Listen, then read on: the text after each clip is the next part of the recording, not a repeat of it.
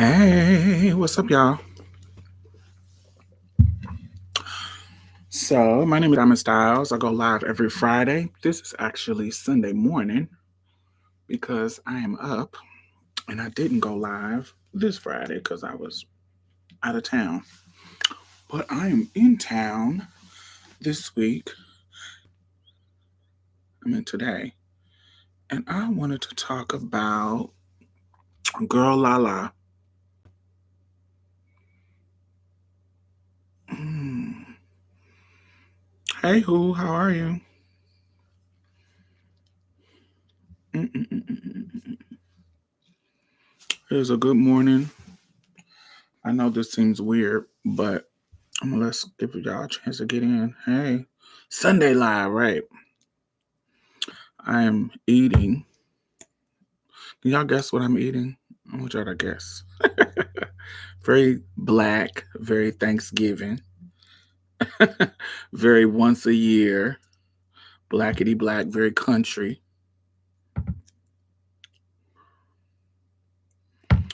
Dressing, nope.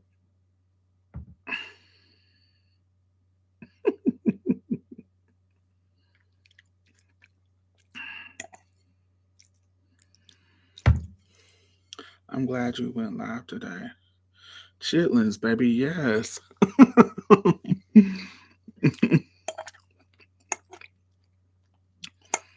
Chitterlings.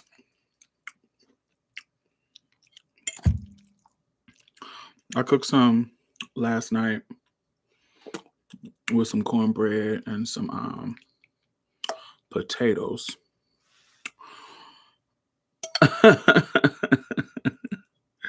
And I love, y'all know I got Mississippi families and I can cook down. So went yesterday to the HEB and they had some chitterlings. And I said, you know what? I'm gonna cook some for me and my sister. Y'all know Ty. I usually go spend Thanksgiving with Ty because she usually has the gathering at her house, but I'm actually going to Ohio with my little brother this year because I haven't seen him in a minute, like in person. We talk all the time, but I haven't actually seen my brother. And so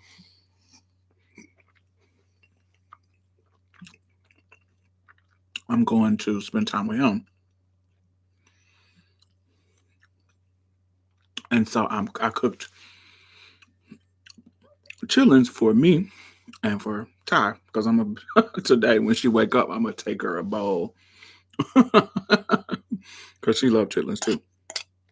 And so, and it's just enough for me and her. um, I was at Trans Day of Remembrance event Friday. They had me in there weeping. I actually don't go to T-Door events. Like I feel like T-Door events are for um especially the sad ones. Like if you want to, I think T-Door should turn into something joyous. But if you doing like the sad one vigils and shit like that, I don't go to that shit. I feel like that's more for people who need to learn about trans people. I'm not into celebrating death in a somber way. So I stopped doing T doors a couple of years ago, unless I'm getting paid a lot of money to do it. But just doing it just to do it, I don't go to Transgender Day of Remembrance events. I stopped that probably like 2018, 19, somewhere around there. Hey, Jenny. Um, I eat gizzards, but not chitlins. See, I don't like gizzards. Gizzards taste like liver, and I don't like liver.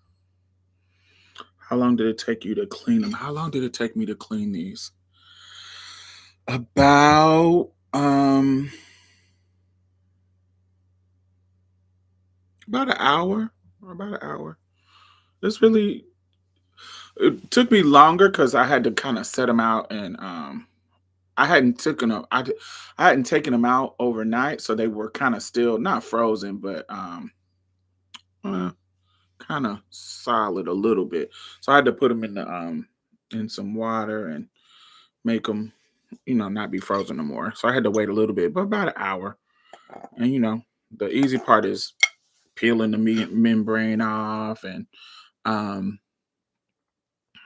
I don't know if y'all cook chitlins, but how I cook chitlins is once I do all the prep work, the cleaning, the peeling the membrane, and separating the membrane from the actual meat, and you're not killing it,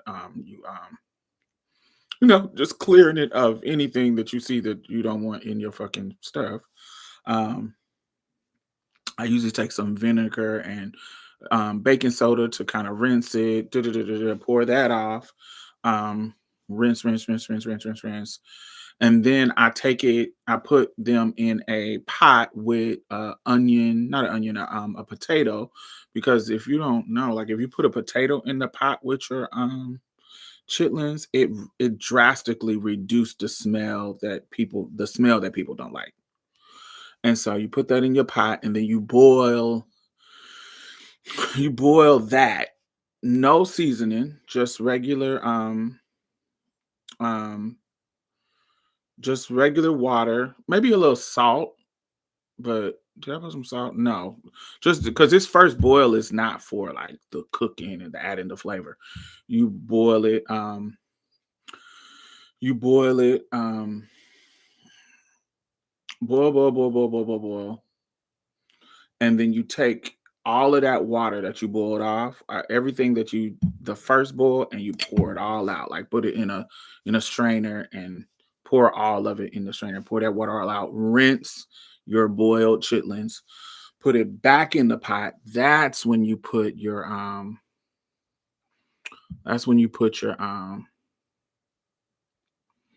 your stuff, like whatever your onions and your bell peppers and your I put green and red and onions, whatever stuff you put in it. And then I put that in there. I put like a half a stick of butter and of course more water. Um,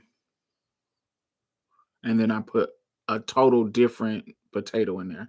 I throw the first potato away, put a total different potato in there. And then that's when you're kind of doing, of course, you put your seasonings. I put Tony Chachere's, I put what do I do? Red pepper flakes, Tony Chachere, garlic. I put garlic powder and onion powder, but I also put like minced actual garlic, and of course cut up onions, onions, bell peppers. What else do I put in? Of course, black pepper, um, a little bit of adobe. Is there anything else that I put in there? Yeah, that's really about it. I'm trying to think is there anything else? No, that's really about it. And then you let it cook, cook, cook, cook, cook, cook, cook, and let it cook for about till it starts to get tender.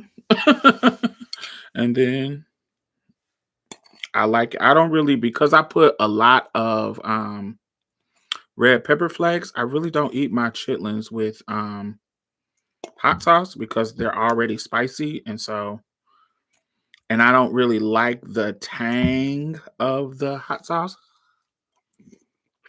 So,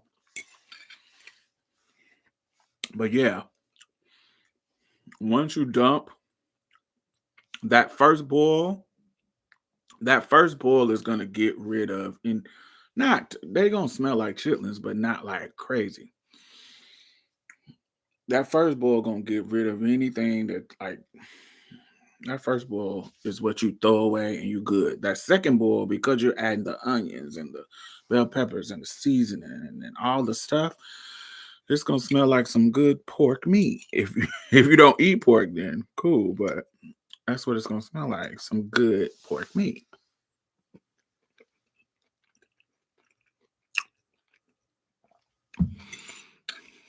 Yes, God.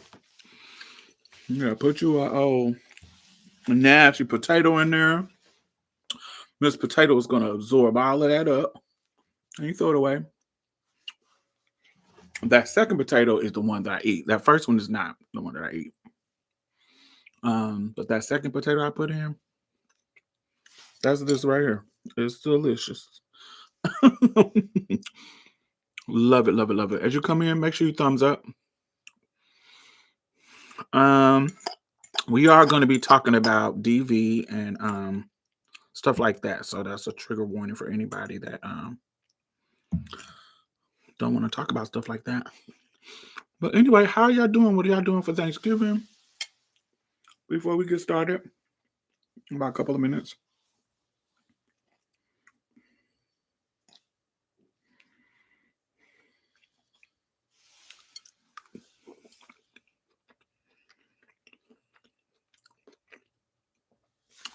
Yeah, once you put that potato and them seasonings, baby, it just gonna smell like some delicious meat. I had no plans, but now my family is coming to see me. Come on, come family coming to see. Hey Brandon. I'm eating soup and cornbread this early in the morning. Come on now. I love people to eat regular food in the morning. I've been working and will be working on Thanksgiving. Come on, make your bread. I remember baby, when I used to work retail, baby, you don't have no Christmas and you don't have no Thanksgiving. Come on, cornbread and milk. Those are country poor people delicacies. That's so real. Yeah, retail ought to have no Thanksgiving and no, baby. You soon as you get off of work, baby. Yeah, you can go home to your family, but you gotta go right back to work. Especially if you like in management. And so you don't have none of that shit. I'm having a dinner with some other trans people I know. I'ma hang out with my mama Tuesday since she's working on Thanksgiving. My family from Louisiana, Mississippi, Texas. Come on. That's where all my family from too. Hey Diamond. Hey everybody. My tea, I usually get emotional about my mom during like the holiday times, but what was funny is me cleaning them chitlins really reminded me of the love that your people put into work, into feeding you. Imagine cleaning some chitlins for an hour. Our ancestors, honey, they gave them the scraps and they made it work, baby. And so they really um it's just something that it made me realize the amount of work that your family and your mother and your aunties and your grandma put, or whoever cooks for your family, um put into caring for you, and the history and all of that kind of stuff. And it just made me feel good. It didn't make me sad. It made me remember that this is something that my mom taught me how to do, that I love, that is historical, that is um, reminiscent of our resilience in making lemonade out of lemons, you know. And so, yeah, I love it. I know people be like, oh, we're not in slavery. Why y'all eat that slave food and blah, blah, blah. Bitch, fuck you. Get out of here. Um, I don't think of that shit any kind of way. I think of these is how we made shit work and it came out delicious and I love it. uh, they made my mom clean chitlins once and then never ate them again. Yeah, I had to clean them with my mom when I was younger, but y'all know I'm fish, honey. I like to do the stuff the fish do. I wanted to do all the stuff that my mama could do, or my grandma, or my aunt Roz, and my aunt Joe, and all of my great grandma. Like they all were like really good cooks, like really good cooks. And so, like my aunt Roz, she her desserts, her and my great grandmother's desserts, baby. their desserts used to just hit. And so and it's funny, you don't when you this is the thing about it. When you are growing up, you don't know the measure of your family's cooking because this is the standard for you. So you don't know how other people eat when it comes to like food and stuff like that. So if you have a parent or a family that cooks down, when you go to other places, other people's house for Thanksgiving, it's kind of like, oh, even if it's not bad, but it's not great. And so my mom and my not my grandmother, my great grandmother. My grandmother, she really wasn't a good cook. She had some of the basics, but she really wasn't a good cook because she disinvested from black shit. So she was very much very, I want to do the Julia Childs and I want to do the quote unquote white people stuff. So she be doing stupid shit that our family used to roast her about. Bitch, don't be doing that shit on Thanksgiving, girl. Do that shit on a regular, some shit you trying out from Julia Childs on the regular Sunday. You don't do that on Thanksgiving. She'll do some stupid ass green bean casserole or some hunky shit that we don't fuck with. Girl, get out of here. I live for Julia Childs, but not for no Black American cuisine that needs to be done on Thanksgiving. So, my aunt Joe, now my aunt Joe and my aunt Roz, they are the ones that did like the fire ass desserts. Um, honey, oh God, my aunt Joe, God, she will. I remember this one time. We supposed to be talking about Girlalala, but we in our Thanksgiving bag. That's cool. So I remember this one time my Aunt Jo was like, "Hey, I was about to say my dead name because that's what she would call me." She would say, "Hey, go out to that tree and pick as many berries as you can, like get the red and the purple ones." So we had mulberry trees all around Indianapolis. Um, and so mulberry trees, if you look it up, like I don't know if y'all have them in your area, but in the Midwest, it's a bunch of them. So search mulberry tree. And so they're like these, they look like raspberries, but they're not raspberries. They're the fruit of the mulberry tree. And so, hey Naira. Um, hey Brianna. Um, so mulberry trees. I was telling them that I cooked me some chitlins last night. And that's what I'm eating. So she would tell me go get some mulberries. So when I was growing up, me and my friends, like when we were out, we would eat the berries, so we knew we could eat them because they were delicious. So, so it was no tea. I didn't eat them. But I never, as a kid, I never thought about like cooking them or whatever, like cooking the berries. I didn't think about it. So, because I was a kid. So she tells me go out there and go to the bush. And she had a mulberry bush at the end. It's one. She had a mulberry tree, one tree at the end of her driveway. And it would drop out the fruit on the middle of the at the end of the driveway. So it'd be like a puddle of purple, like around around the end of her driveway because the cars would come in and out. So it'd just be a purple squished. So she told me to go and get it and get the bowl and um and pick as many of the purple and red ones. She was like, "Don't get no green one. Leave the green ones because the green ones ain't ripe yet. Give me the dark purple or the red." So boom. So I'm picking them. My fingers getting juicy and got the red juice on them, and that's so good. So I'm like, so I'm wondering what she gonna do with it because remember I ain't never seen nobody do this before. So but I have eaten them, so I know they're good. So I go pick, and I pick this big old. She give me this big old bowl, and I pick a bunch of them. So I get a bunch of them. So we go in there. Now, mind you, I am the little boy at this time. I'm the little boy. I'm the little boy that everybody live for, because all the rest of the little boys want to be out. All the rest of the little boys is mannish and late and tired. They don't want to help in the kitchen. They don't want to do any of the stuff that they don't want to do shit. They late and tired.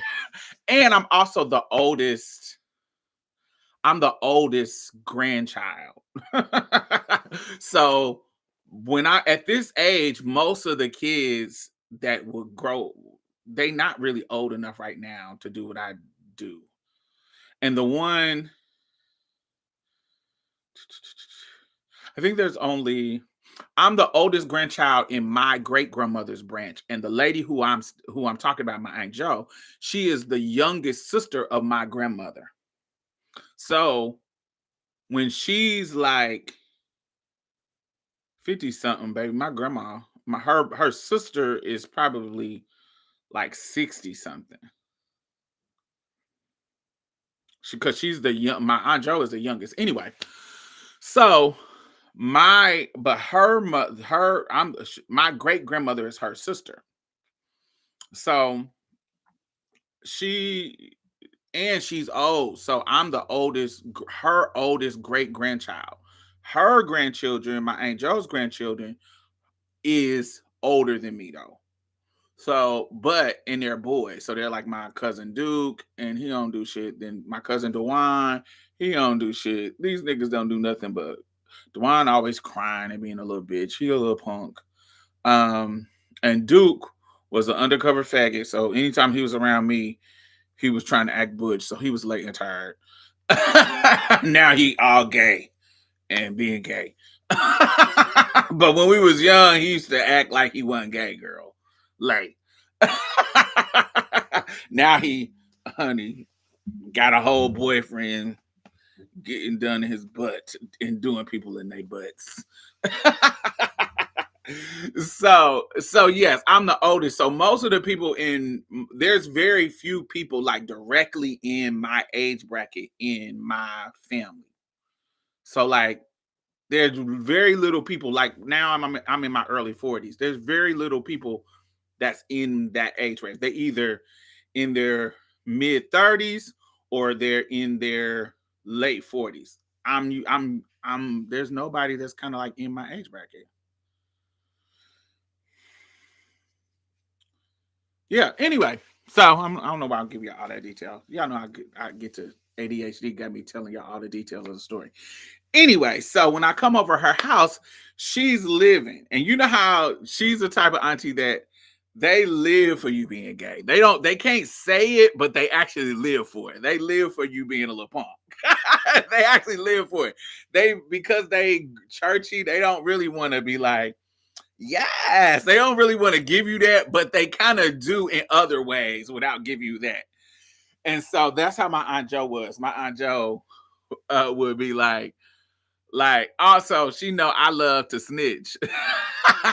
I was one of the kids that couldn't hold water, so I tell all the business. Anything going on at my mama's house, I tell all the tea. If you get me to talking, so so my Aunt Joe would bring me over to the house and be like, Diamond, what's going on at your mama's house? You know, give me the business. And she literally would say that, give me the business. And I'd be like, well, Mama and Tony was fighting the other day. Gossiping down. They was fighting the other day because Mama went over to Aunt Betty's house and he had a girl over there. But what he don't know is when he was gone to work, Mama had another boyfriend over there. I would be giving all the tea, and she would be cackling. She would be cackling. So that's what was good about my Aunt Joe. she was just fun. And she the one who taught me how to play spades. She the one who taught me spades and cooking is what kind of what we kind of did, and we got our life. And so anyway, I bring her the big bowl of mulberries. And so we come in there, I put them on the counter. She's like, all right, baby. Now take the mulberries and run some water in them and rinse them off. Make sure they ain't got no dirt on them.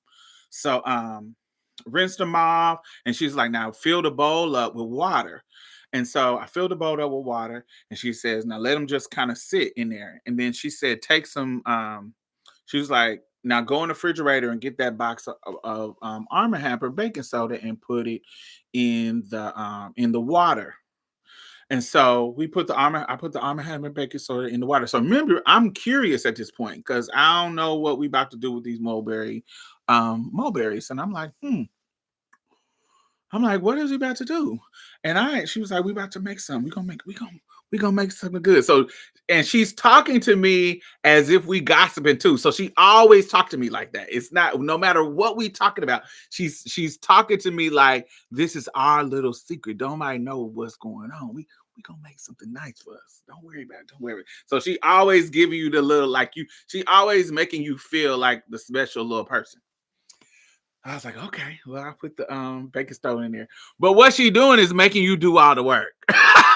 that's the secret sauce of the situation. She making you sit on the work because she in there in her bed watching the stories. So I put the baking soda in there, and so it all unsettled. And so I'm looking in the bowl, and these bugs is coming out of the fucking berries. And I'm like, it's worms in here, auntie. It's worms in here. And she like, oh, she was like, that's what you put the baking soda in there for, in the water, because it make all the bugs come on out, and then they not gonna be in the berries. So I was like, oh. She was like, yeah, because when you get them from the tree, bugs be in the trees and shit. So you gotta clean them of all the bugs. I was like, oh, okay. So the bugs is coming out, and she was like, so now you take them out of that bowl, and you make sure you grab them with your hand and put them in another bowl, because now on the bottom of this bowl is gonna be all the bugs, like so. And then you toss that out and put some more water in there, and then you do it all over again just to make sure everything came out. So now you got clean berries. You rinse them off, blah, blah, blah, blah, blah. So she pulled out this crock pot. She's like, now, here, take the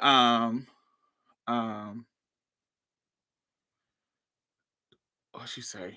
Oh, she said, all right, so put it all in the bowl, blah, blah, blah. She's like, now take some sugar and put it all in the bowl. She said, take a little bit of salt.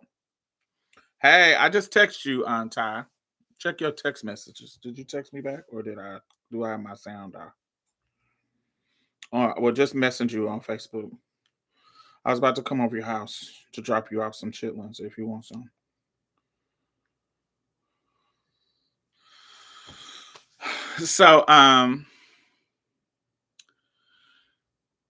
So you take the sugar. She's like, you take some sugar, and she put a bunch of sugar on the berries, and she put a little bit of salt, just a little bit. And then she took some she said, hey, and give me some cloves. So she take the cloves off the she says she put some cloves in some what's it called? What's the little cloth called? Like some cheesecloth. She put some cloves in the cheesecloth, and then she tied it up and put it in with the berries. So the cloves just give it the flavor, but you don't want the cloves inside the thing. You take that out later. So anyway, so she took the berries and put them in this pretty ass pot, this little pot, and then and start boiling the berries and the sugar and the clove in the cheesecloth or whatever. So boom. Oh, sometimes you had the little what is it? The little stems too. So in the water part, you had to take the stems off too. So once we get that boiling, she get me She was like, now go in the refrigerator, she went and got the flour and put it on the table. Then she got the butter. She was like, go get the cold butter. Don't get she said you need the cold kind, not the kind that's on the counter that's warm. So you need the cold kind that's already in the refrigerator. Because if you get the cold kind, that's gonna stay clumped up and you about to make a dough, that's gonna stay clumped up. If it's the melted kind, it ain't gonna do this. So anytime you want some flaky, like airy dough, even in like biscuits, you need to have the cold butter. It don't need to be like already melted. Cold butter. So we cut the butter up into little into pieces, and then we put it in the flour, put some baking powder in the flour, and anyway, so we wearing it out. So now we making this dough. Boom, boom, boom, boom, boom. A little bit of salt, a little bit of baking powder, a little butter, and we cut it up, and then she's roll it out. Boom, boom, boom. And she's showing me how to do it, how to roll it out. I'm like, ooh, this is sickening. Da, da, da, da. So now the pot is bubbling over. We take the cloves out, the cheesecloth with the cloves out, and then we take the dough that we done rolled flat and put it over the pot, and then she takes the knife and it's hanging over the pot, but it's not like, it's just like a little bit over. It's not all the way over like it was. So we cut off just so it to hang over the pot. And then she said you take and put some slits in the top, because that lets the air out, the steam out. And then you take the boiled fruits in, and take that, and then you put it in the oven. So we sit and wait. Oh, and then then you take some before we put it in the oven, you take some egg wash, some milk and egg wash, like some, yeah, egg. And you beat it up, and you take that and sprinkle it over, you rub it over the dough, and then take a little bit of sugar and cinnamon and sprinkle it over the dough. And then we put it in the oven, and I was sitting there just so excited because I had never baked nothing like this before. I was like, what is going on? This looked like, first of all, it smelled delicious. It smelled good and smelled fire. And so put it in the oven, and you just sit and wait for it. And she had one of those ovens that lights up on the inside when you close the door. And so I could see it. And it's just, I was like, ooh, auntie, it's bubbling. She's like, it's going to do that. It's going to do that. We got some aluminum foil under it. So it ain't going to mess up your oven. Um, so I'm just sitting. So finally she tell me it's done. So we pull it out. And it's called, she just called it a mulberry pie. And it's basically it's not a pie. It's not a pie, but this is kind of like, this is what she called it. But it's not really technically a pie. And so she took the pan out, and so all on the top is the yummy crispy dough that's now brown and golden because it got the sprinkles of cinnamon and sugar on it, and it's glossy because of the egg wash.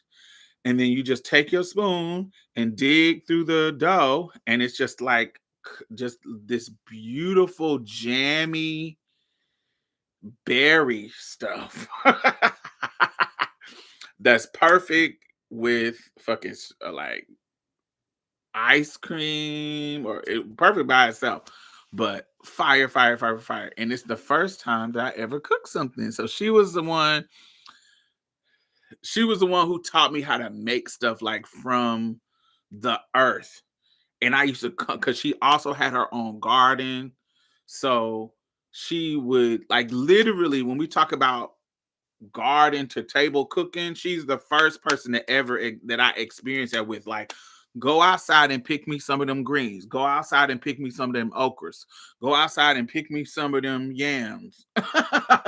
Go outside, and yes, that's what it was. It was a cobbler. That's what it was. It wasn't a pie, but she called it a mulberry pie, but it was a cobbler. Um, like, it's the first time I ever experienced that. So I used to love going to her house because she just taught me so much about growing stuff and all that country ass shit that I love, that I have the skill to do now. Like I would be so devastated to learn to now that I'm thinking that I'm glad that I know how to do it. Because I would till the land for her, and she had this big old yard. So also taught me, like, you can't grow in the same spot every year. Like, you have to give the land a chance to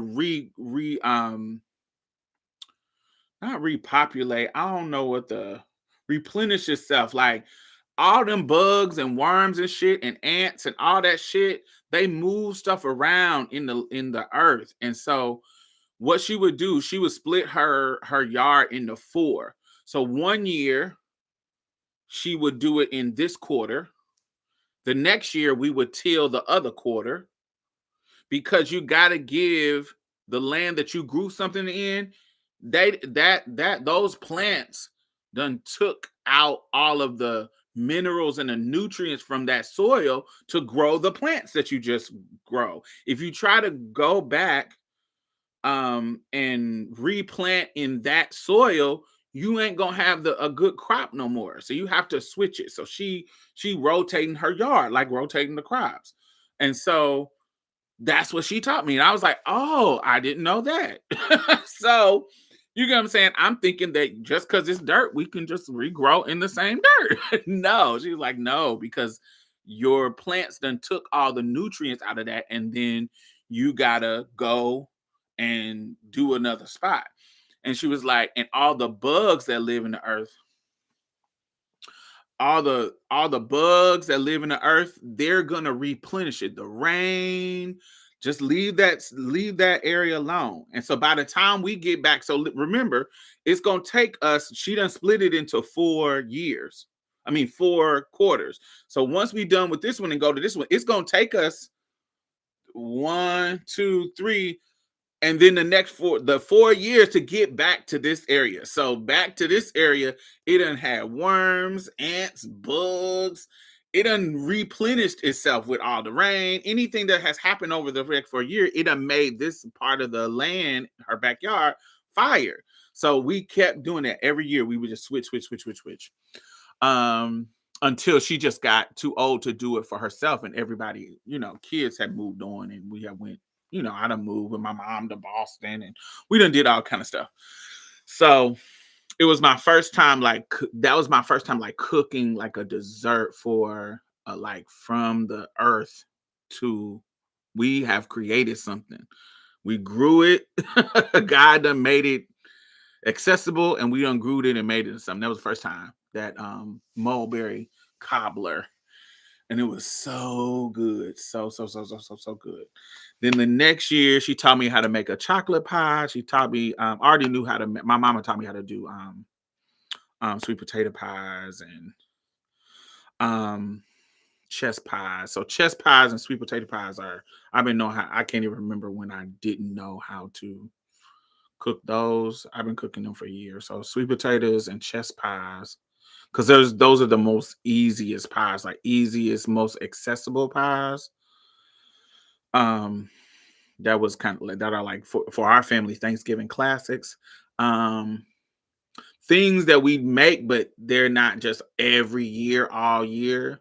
No matter, see, chess pies and sweet potato pies, they're even when we having a broke year, we can get a sweet potato and a chess pie. But like fancier, they're not fancy, but shit that when we have an abundance of money and we not broke, that's when we bring in the banana puddings. And we don't do Jello. My grandmother doesn't do. They taught me how to do it from scratch, like to do the custard from scratch with the milk and the eggs, and how to do a banana pudding like a banana pudding, not with like Jello box mix. So, you know, uh, pecan pies, chocolate pies, all those would be their Thanksgiving staples, but their Thanksgiving staples when money is good. Thanksgiving staples when you broke is gonna be chest pie and sweet potato pies. Because they're easy to grow or easy to they're not hard to buy. They're not expensive. Um and chest pies you only need cornmeal and egg sugar. you don't need you don't need a lot of ingredients for those. What else? What else? What else? What else? What else? What else? Um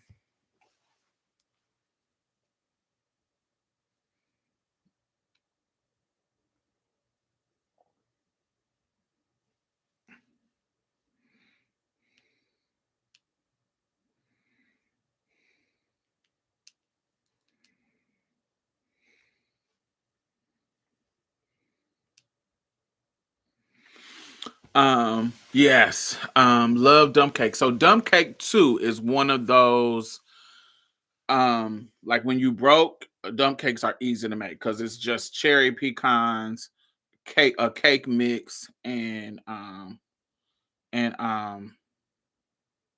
pineapples. Cherry pecans, pineapples. Now some people be using like fruit cocktail. I don't like that. I don't like when it's fruit cocktail. I don't like the texture of the pears and I don't like all that. I like duck cakes. For me, I like it when it's I done seen people do peaches too, but I don't really I like peaches in my peach cobbler.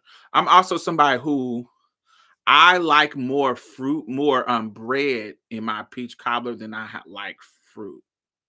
So I like my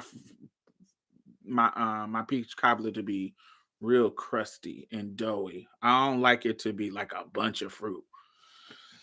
I don't of course you want the fruit and it gives it the flavor, but I like it to be real bready. Not bread. How do I describe it? Just more crust. I like it to be more crusty. And so yeah, so I don't like my peaches in my dump cake. Dump cake, when I make dump cakes, it's gonna be pecans, pineapples, cherries, and the cake, the butter in the cake. Because that's what I like from my dump cakes. I'm not really a cake person, like an actual making layers of cakes. I'm not really that.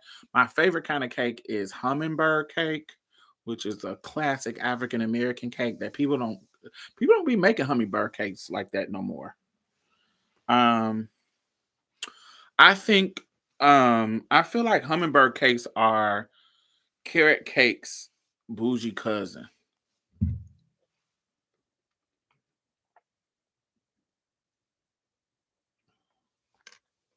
Yeah, more bread and peach cobbler and more cookies and banana pudding. Absolutely. My banana pudding, I usually use wafers and shortbread. If I'm feeling super fancy, I'll use some Biscoff. I do love a Biscoff cookie too, but shortbread, wafers, shortbread on the bottom, wafers throughout. Um, what else? Hummingbird cakes are fire. I love hummingbird cakes. I like carrot cake too, but hummingbird cakes are my favorite.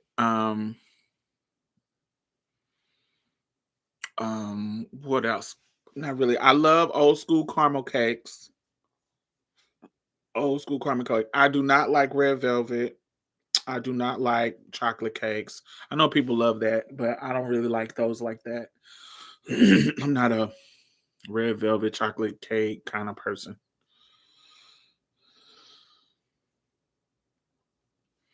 Yes, I usually lose. What's that one? Is Lauren Boone or Boone Lauren? What's the one? Is it Lauren? I usually use the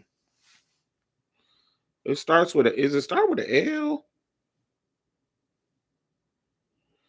Season 3 trailer. A 7 Up pound cake. I know how to make that, but Lorna Doone. That's what it is. I like Lorna Doone shortbread.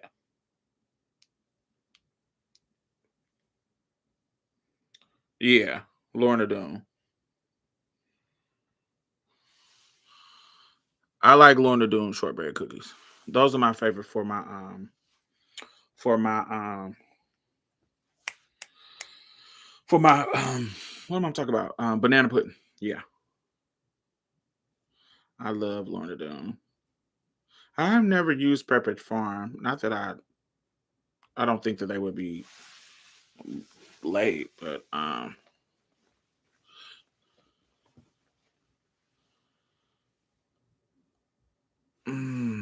sock it to me cake. Sock it to me cake ain't that much different from 7 Up cake, right? Pineapple upside down cake. I don't mind pineapple upside down cake. I rarely make it, but I don't. I like when I'll eat it if it's there, but I don't really. I rarely make it. I use chessmans in mine. I've tasted ones with chessmans. That's good too. I mean, any shortbread will do. I just prefer Lorna. Lorna Doone stays a little stays a little they don't be as soggy over time.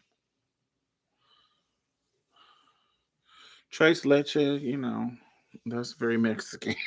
I didn't move to Texas until later in my life. We didn't really do tres leches in the Midwest. Tres leches is given real, senorita, and we didn't really do that. Now, as I've gotten older and live in Texas, there are certain things that I do appreciate in the holidays from the Mexicans, like tamales. I love finding me an auntie, Mexican auntie, baby, that done threw down on some tamales, baby. That's my favorite during the holidays. I fuck with them. We're talking about Thanksgiving. I was supposed to. We're just going down the rabbit hole of food because I told them that I was eating some chitterlings, and so yes, they are fire. And so we went down the Thanksgiving rabbit hole.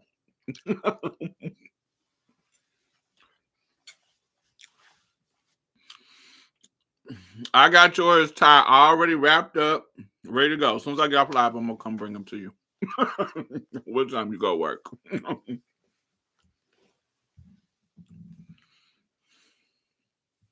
Good horchata with some rum, right? Yeah, some what's the one start with a C? Coquito, Chiquito. It's like eggnog but Mexican. It starts with a does it start with a C? Coquito, yeah. I love them. It's like eggnog but Mexican, yeah. I love them. I love that from them.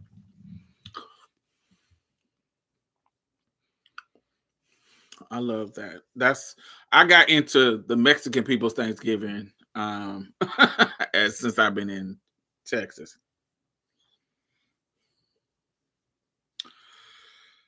My only must have for Thanksgiving is dressing and cranberry sauce. Yes, I love a dressing. Ugh. Who taught me how to make dressing was my aunt Joe. Not my aunt Joe, my aunt Roz. Honey.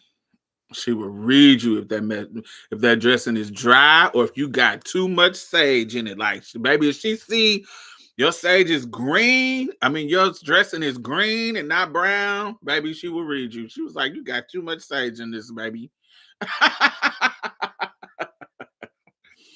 Or if your vegetables that you done cut up aren't soft and it's just big chunks of vegetable there, she hate that, baby. You need to saute them to get them soft before you put them in the motherfucking stuff. She's hated to be too. She said you need some sage, but it can't be too sagey. Bitches who put too much sage in it can't cook. She was like, honey, it needs to have the flavor of whatever meat you cooking in. Um, and she says, oh, her rule also too. If it's in the bird, it's stuffing. If it's outside of the bird, it's dressing. That was her rule. She says now people love to say stuffing is white people, and and black people is dressing. She was like, no, if it's in the bird, if it's stuffed in the bird, it's stuffing. If it's outside of the bird, it's dressing. So if you put honey, you put it in the bird, baby, it's stuffing, girl. She was like, now,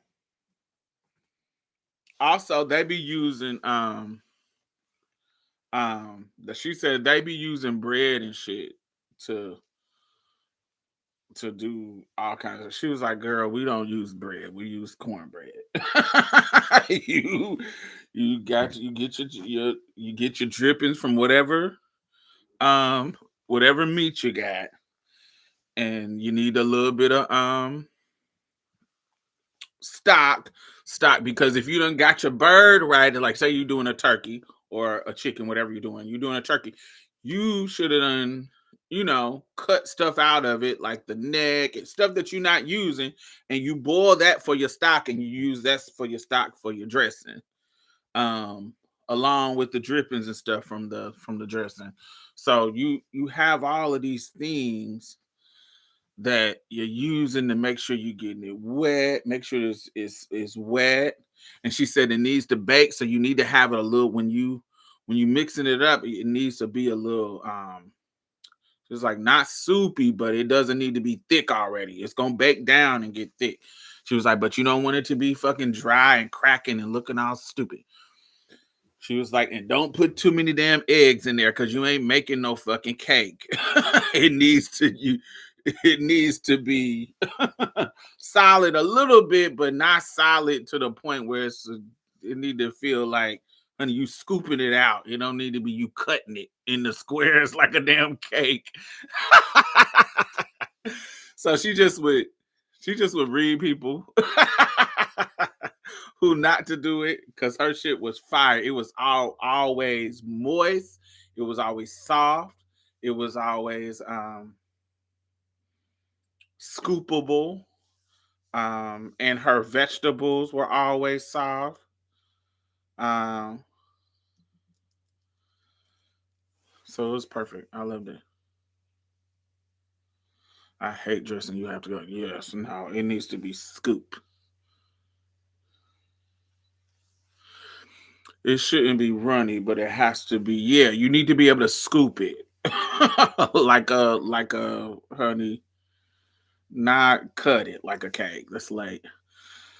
Um, who else? I love dressing.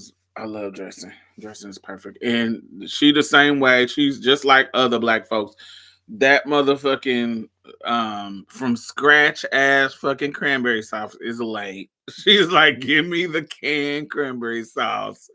Give me the can with the ridges on it. The ocean spray is the best.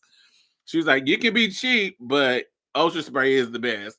But you can get the cheap kind. That's still gonna be good with the ridges in the can. But real from scratch cranberry, baby, no. Give me the can, baby. That I done tasted it where it's like, oh, I see what y'all did here, but nah, I'm good. Y'all done got the little orange in there, and I done seen what y'all did, but no, thank you.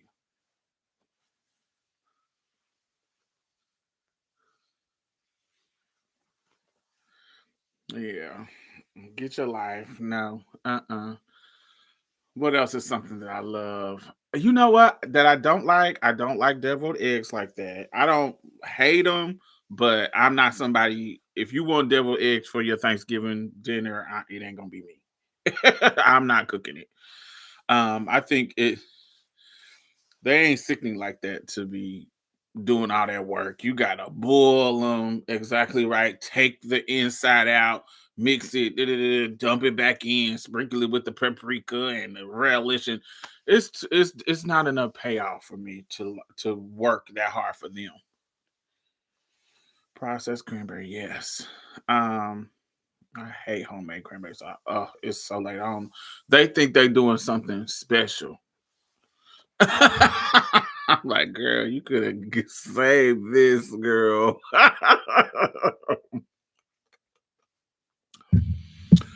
Oh, all All right, we've been talking about Thanksgiving for an hour. I want to talk about Girlalala. I'll kill a tray of deviled eggs. Yeah, that somebody else made, child. I ain't making it. I ain't making it, child. Don't mess with everybody. Sweet potato pie. Everybody in my family make good sweet potato pie, so I ain't came across no bad sweet potato pie in a long time, unless they store bought. But most of the people in my family know how to make it pretty decent.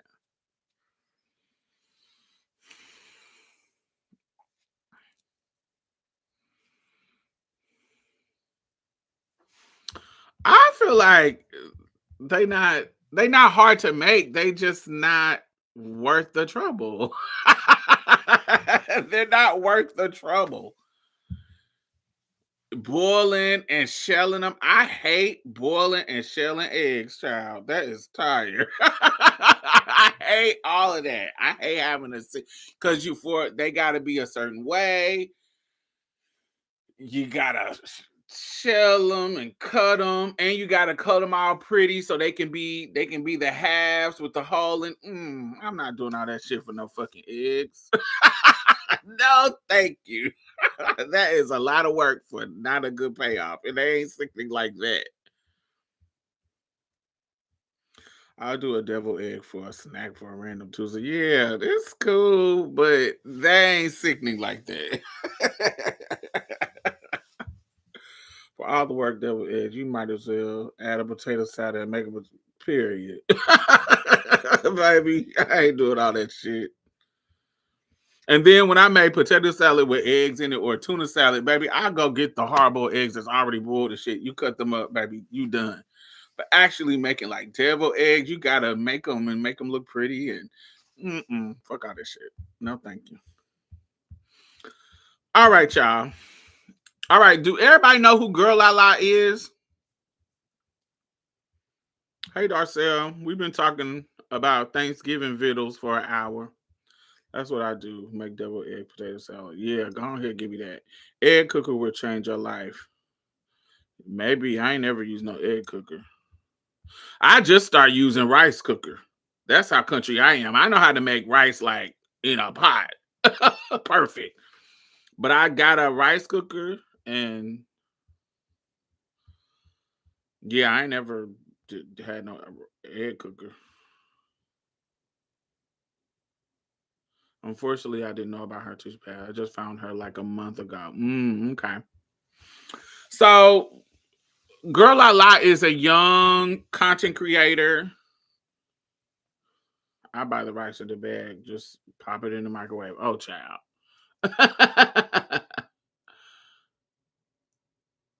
That's easy, but I be wanting to make a bunch. I don't be wanting to make just a little bit. So she is a relatively new content creator kind of girl. She just started getting bigger on TikTok and you know, trans girl. And I didn't really watch her like that, but I have seen videos of her pop up or whatever. But the very first video I watched of hers was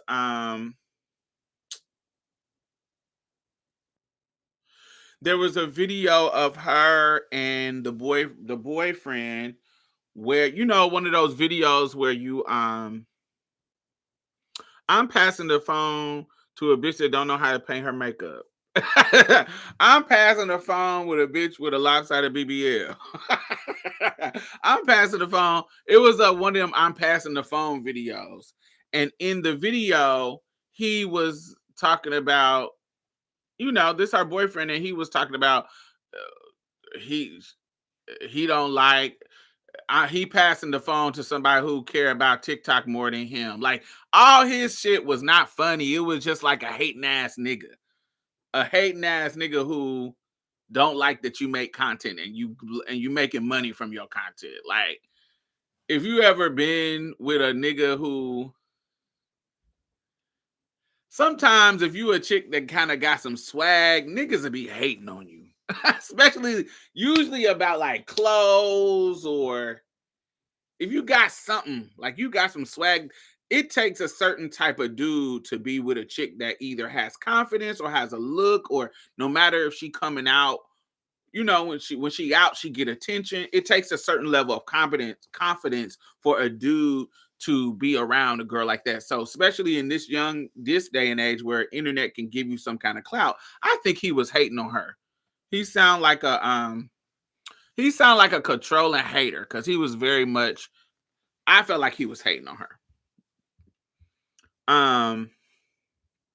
Yeah. So if you don't know her, recently she was murdered by her boyfriend. The boyfriend that I'm talking about. Um, and I don't know every single detail, but I want to talk about what's going on with her dad, her mom, and shit like that. So we'll talk about the boyfriend later. But the dad released a video complaining about, first of all, he was kind of being real disrespectful. And I was giving him some grace in this moment, because he had just found out that his daughter had passed away. And so in the process of him finding out that his daughter had passed away, he was saying stuff like, he was saying, yo, this is my second son that I have lost, and kind of misgendering her. And this is, like I said, this is their child, this is his child. And in that moment, in my brain, I'm giving you grace. I'm not really tripping about, not that I could, it's not my daddy, I'm not the person. So, but as I'm watching the video, I'm not really tripping about him misgendering her in this space, because he just found out that his child died. And so I'm just, I think people deserve grace. They may not say in the moment, they may not say the right thing. And I know this is a younger person. This isn't somebody in their 40s. This is somebody is younger. They probably early in their transition. So family members are getting used to the transition. And you get what I'm saying? And I remember being 18, 19, 20, and everybody hadn't got on board with everything. And we were going through the process of, hey, we figuring out these pronouns, we figuring out this new name, we're figuring out. So I can only imagine during that time, if I had passed away, got murdered by some dusty, hard ankle, hater ass nigga, how, you know what I'm saying, how we could have navigated that space. And I think they deserve some kind of grace. Do y'all agree?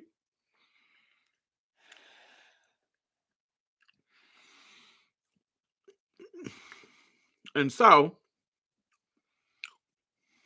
some people were like kind of calling him out about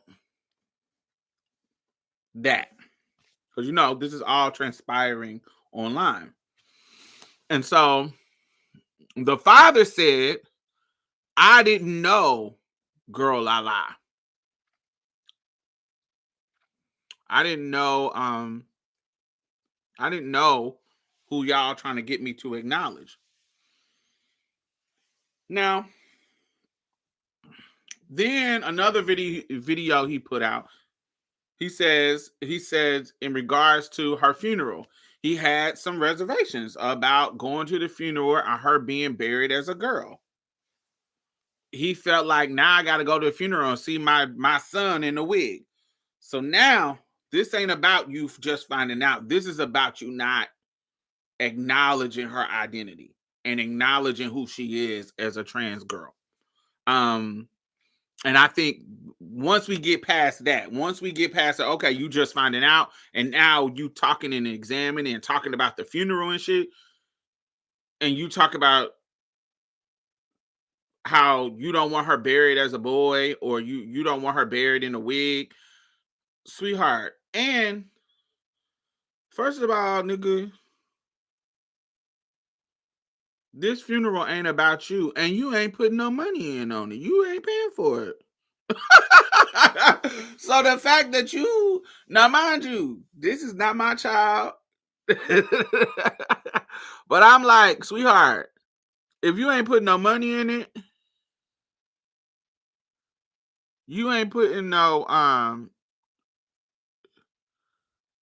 I, it, the audacity just always gags me. Now mind you, this is their child, so I'm like, maybe I'm tripping. So I look and see what the mama had to say. The mama said, baby, I'm going to bury my daughter the way she lived her life. And if a motherfucker doesn't come, then oh motherfucking well. Period. She said, baby, my daughter, she said my baby started her hormones and began her trans process a while ago. And you would have known if you were present in her life.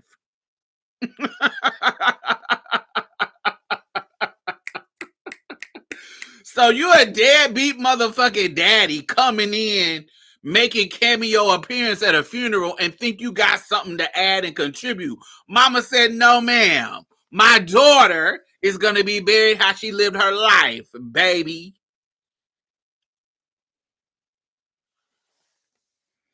Get your punk ass out of here. Her mama said, this shit ain't about no damn clout. My baby knew what she wanted and made her own decisions and still came to the house as that. Yes. Did I birth a son? Absolutely. But my baby made her own decision. All I'm doing is honoring her. This is not about satisfying me or her father. This is about her.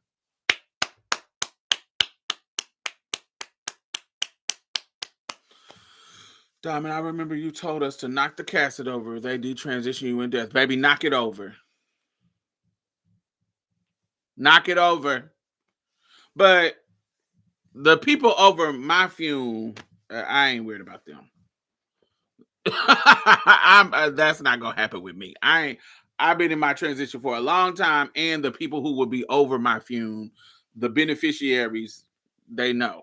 I don't plan on having like an open a casket, so I don't want y'all thinking that I'm gonna be in a casket sitting dead. I'm very clear. I do not want to be my body in no fucking casket. That is like that is tired and late. No, thank you. I don't like bitches doing my makeup when I'm alive, and I definitely don't want no bitch playing in my face when I'm dead. No, thank you. But no, honey, at whatever memorial service, honey, put some pretty pictures up and let the girls get up there and kiki and tell stories about me. Thank you. I don't want no fucking dead corpse in the fucking box. No, thank you. And that's a waste of fucking money. I got life insurance. And so take that, cremate me, honey, do a little service. And honey, that's it. Take that money, because I've been paying these motherfuckers for this insurance for years. Take that money and invest it in some things. Don't honey, pay off your house. Do some stuff. So I don't want to be sitting wasting all this money giving it to the funeral people. No, thank you.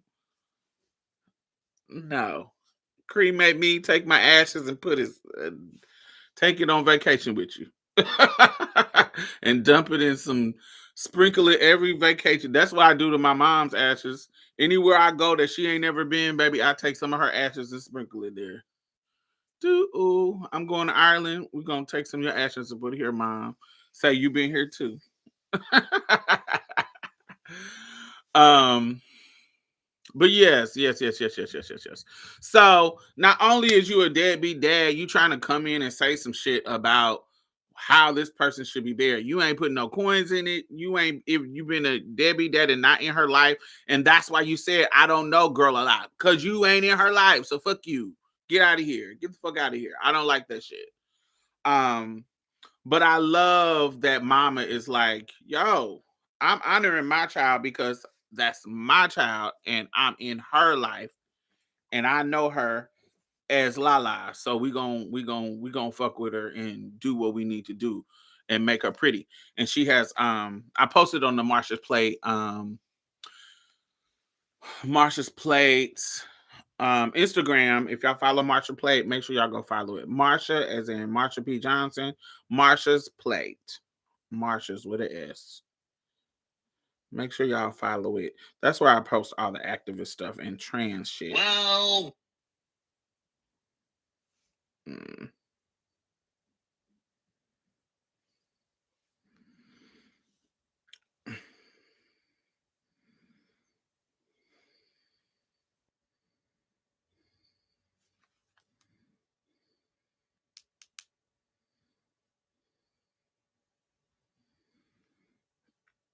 I'm gonna try to pull it up for you.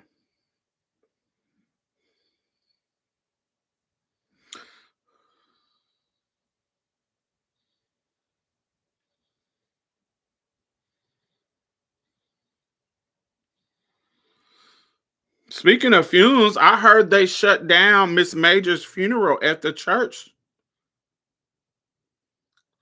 I haven't got the tea on it because it just happened, but I heard they shut down her stuff.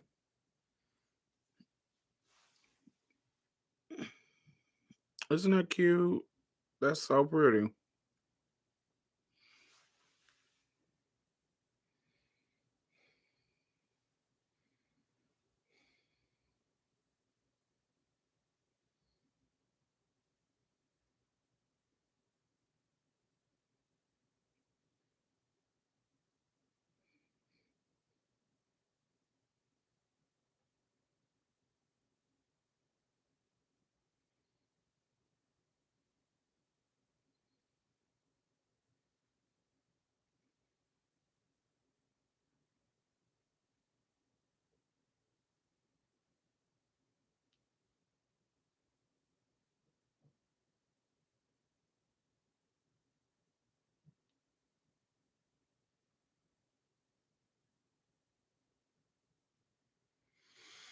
Yes. Um. Oh, yes. So I just wanted to talk about that because I think your family. This is why chosen family is really, really important. Um.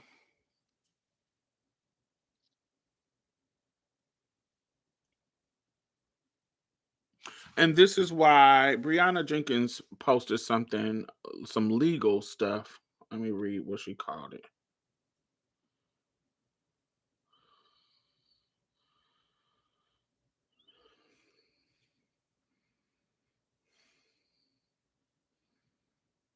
What did she call it? One second. She called it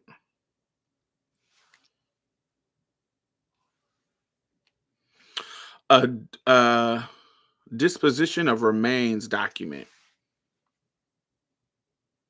Let me read it because I think this is some good information from a lawyer, baby, trans lawyer.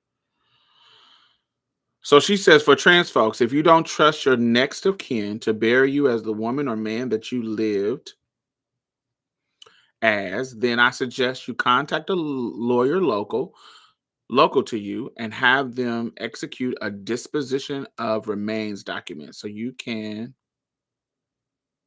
have someone you trust handle your body once you expire. Girlalala was lucky to have a mom that affirmed her in death, but everyone is not that lucky. A disposition of remains document is the primary legal document for specifying how a person's body should be handled after death, including burial, cremation, and other lawful disposition. This is, am I saying that word right? Is a disposition? Yeah. Why my brain making it sound like I'm not saying that right? This document can also appoint an agent to carry out these wishes, and it's often part of an estate plan. In some states, a notarized or witness signature is required to make the documents legally binding. Key aspects of the document: it declares the wishes. You can specify your preferences for funeral arrangements, ceremony types, and the final disposition of your remains. It appoints an agent. You can legally designate a trusted person, such as a family member or friend, to be in charge of making decisions about your remains. In some states, this appointment can override the wishes of the next of kin. Make sure you check out your states. It can be a standalone document. It does not have to be a part of a will, though it is included in an estate planning. I think that is good information to have if you want to make sure.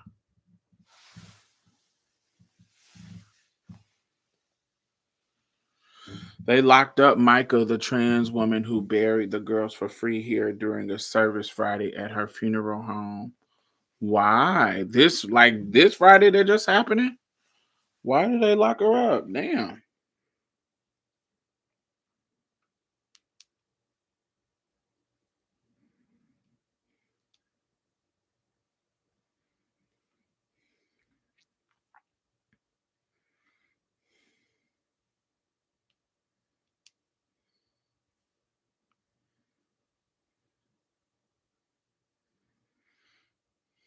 It says funeral in Houston stopped mid-service as owners face identity theft accusations.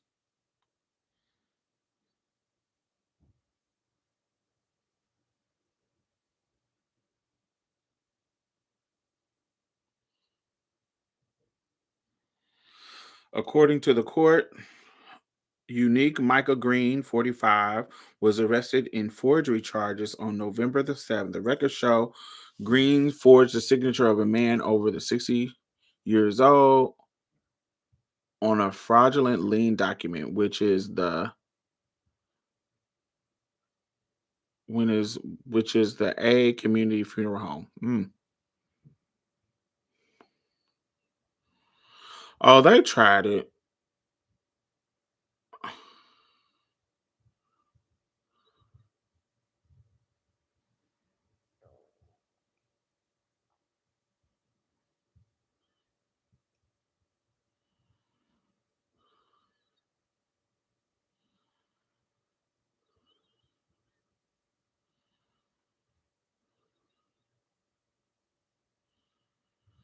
Wow, they see some cremation boxes too.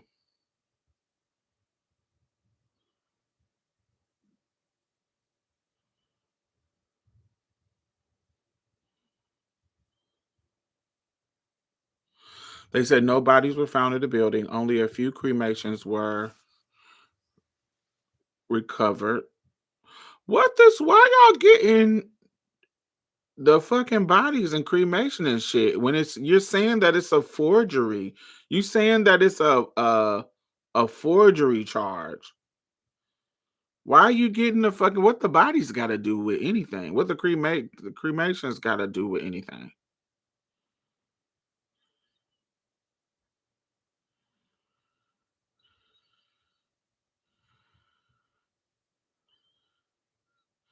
Damn, they couldn't wait till after. Yeah, I feel like they being weird because she trans.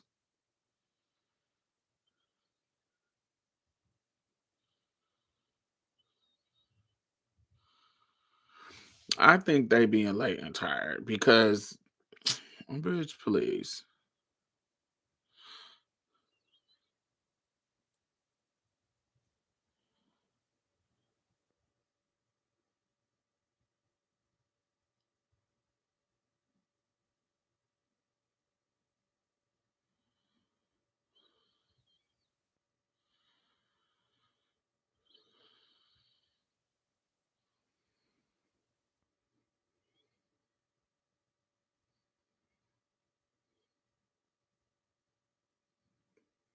Hmm. Yeah, I would need to know. I would need more details, baby. They sound like they being extra for no reason.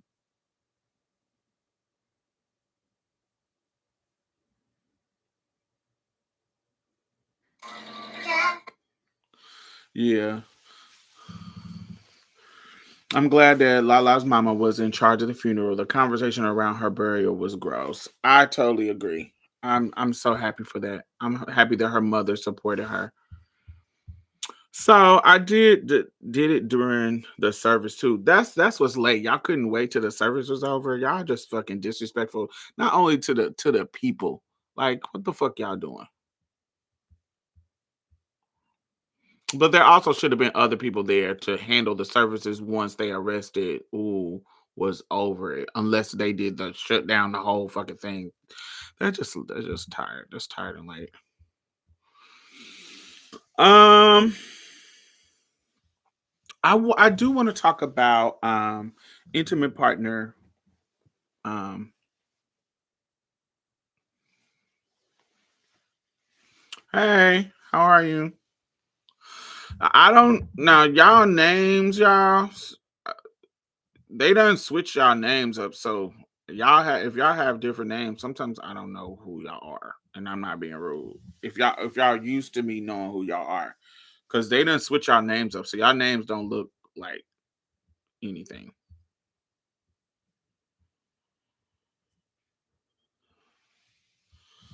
They done did something happen where they forced y'all to have regular names like these kind of they look like computer generated names. They look like handles. Yeah, they don't look like the the customized names no more. Um.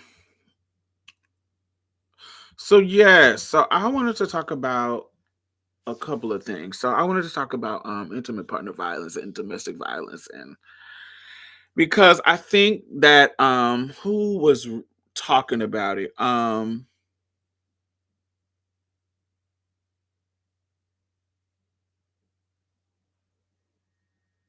Don't Call Me Walk Girl talked about it on her recent episode of her podcast, and I think I think there's some nuance that I can give as a trans woman too when it comes to our domestic violence.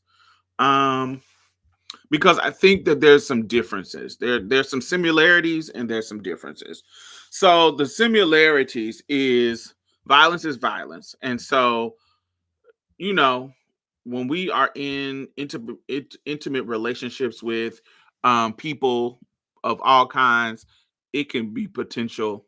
It can turn into violence, and so if we're in a situation, sometimes the stereotypical stuff that we can do isn't isn't gonna work. Just like cisgender women, in the space in like restraining orders barely work for doesn't work for cisgender women or barely. Those situations doesn't work when it comes to people. There was a situation recently with a dude got out of jail. Like he did, I don't know if he did 6 years or he did 6 months. I don't know how much he did, but he got out of jail and walked from the jail to the girl house to attack her. Like literally from the jail to her house to abuse her, beat her after going to jail for beating her. So it sometimes it doesn't stop when some motherfucker want to be violent to you. It doesn't stop them from doing it. It just doesn't stop them from doing it. And some of the things that cisgender women go through with men beating on them, trans women go through too. But there are some nuances that can happen. I'm not saying that this happens in every situation, but it does happen. And I see this not just in intimate partner violence, but also in just violence on the street in general. And y'all tell me if I'm wrong, if y'all have experienced this or you have seen this happen, because I done seen videos of it.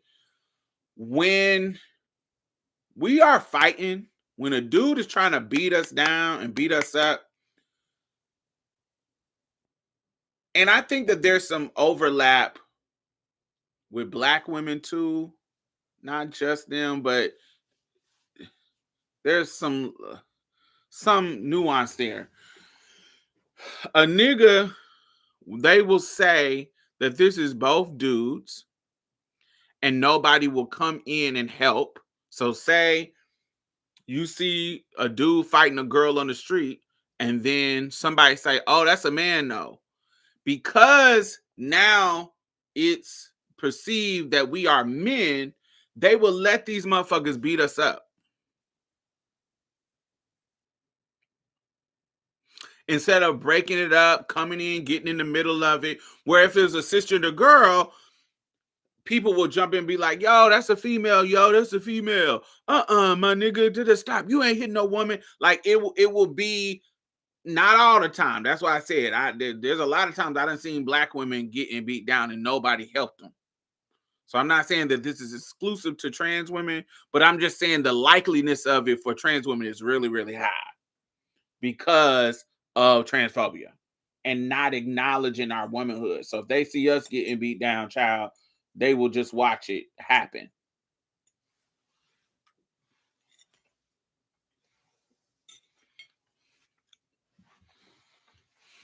So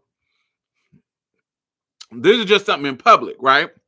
But even when you call the police as a trans woman, your partner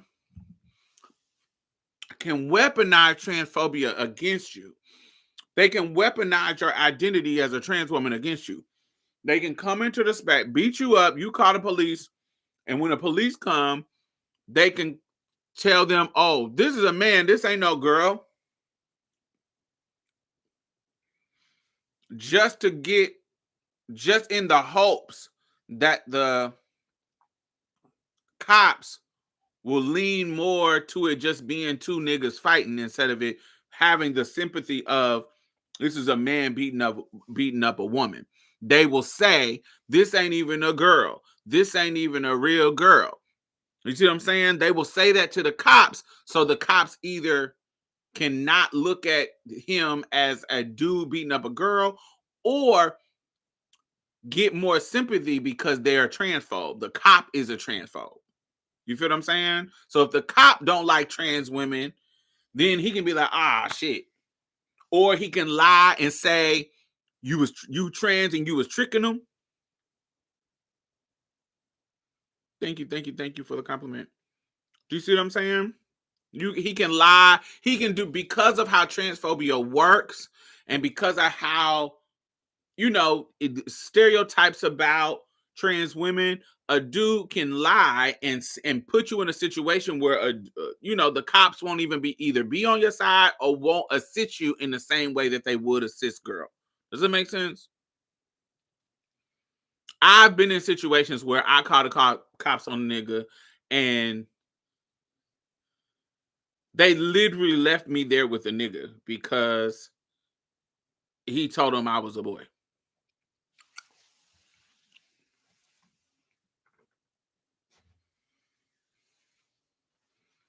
And it was like, "Oh, these two niggas is fighting." But at the end of the day, even if it was two niggas is fighting, this is assault and battery. It's still against the law. But because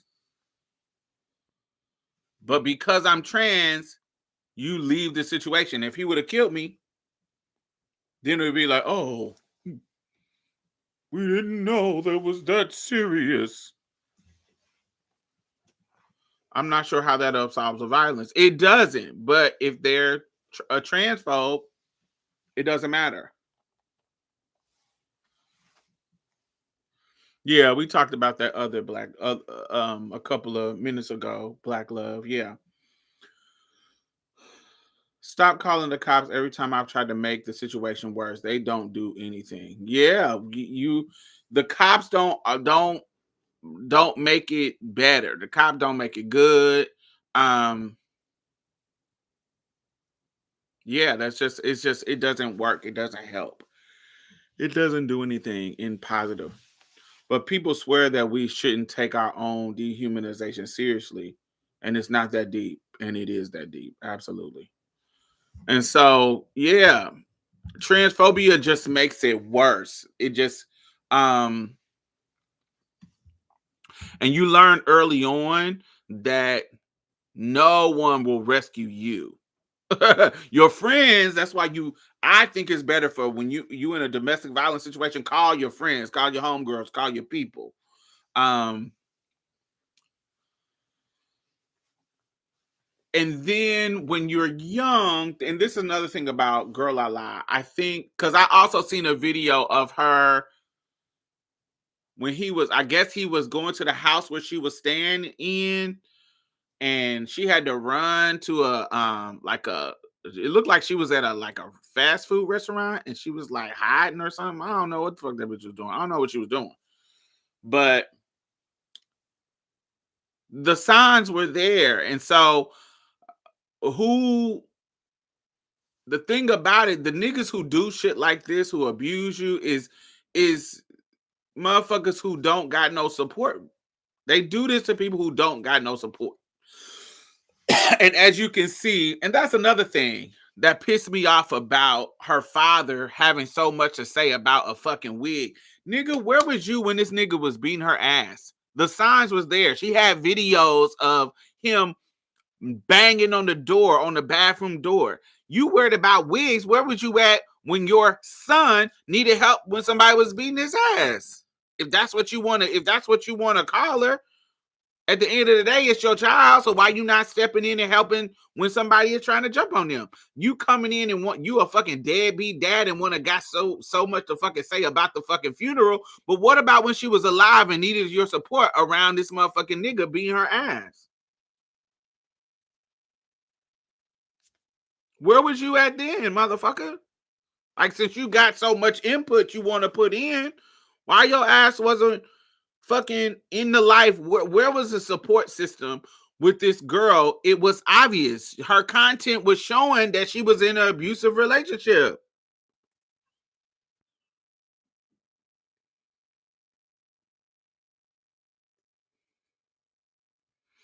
And I'm putting her dad under the fire because he on some fucking bullshit. But it's not just that. It's even people around her. Like, and I know people would be like, yeah, we don't be wanting to get involved if you're gonna stay with a nigga, and you gonna stay because you could just stay with him and then he don't like us. And I understand that nuance, but your friend needs help. And so for me, I don't know. I'm not letting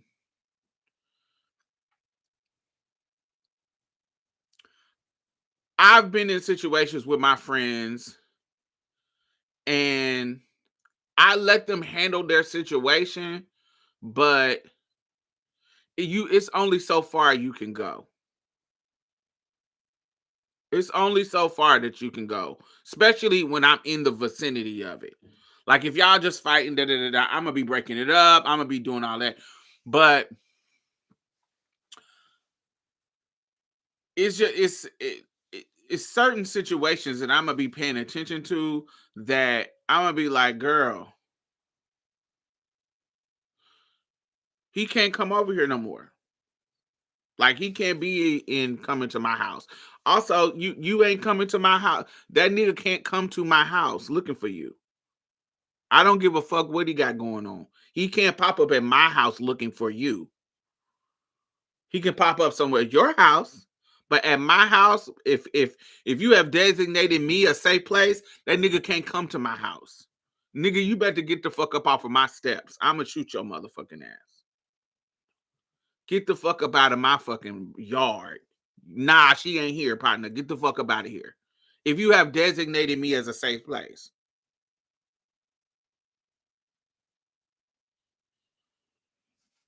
That just seems like it's just certain thing that I'm not gonna allow a nigga to do when it comes to my friend.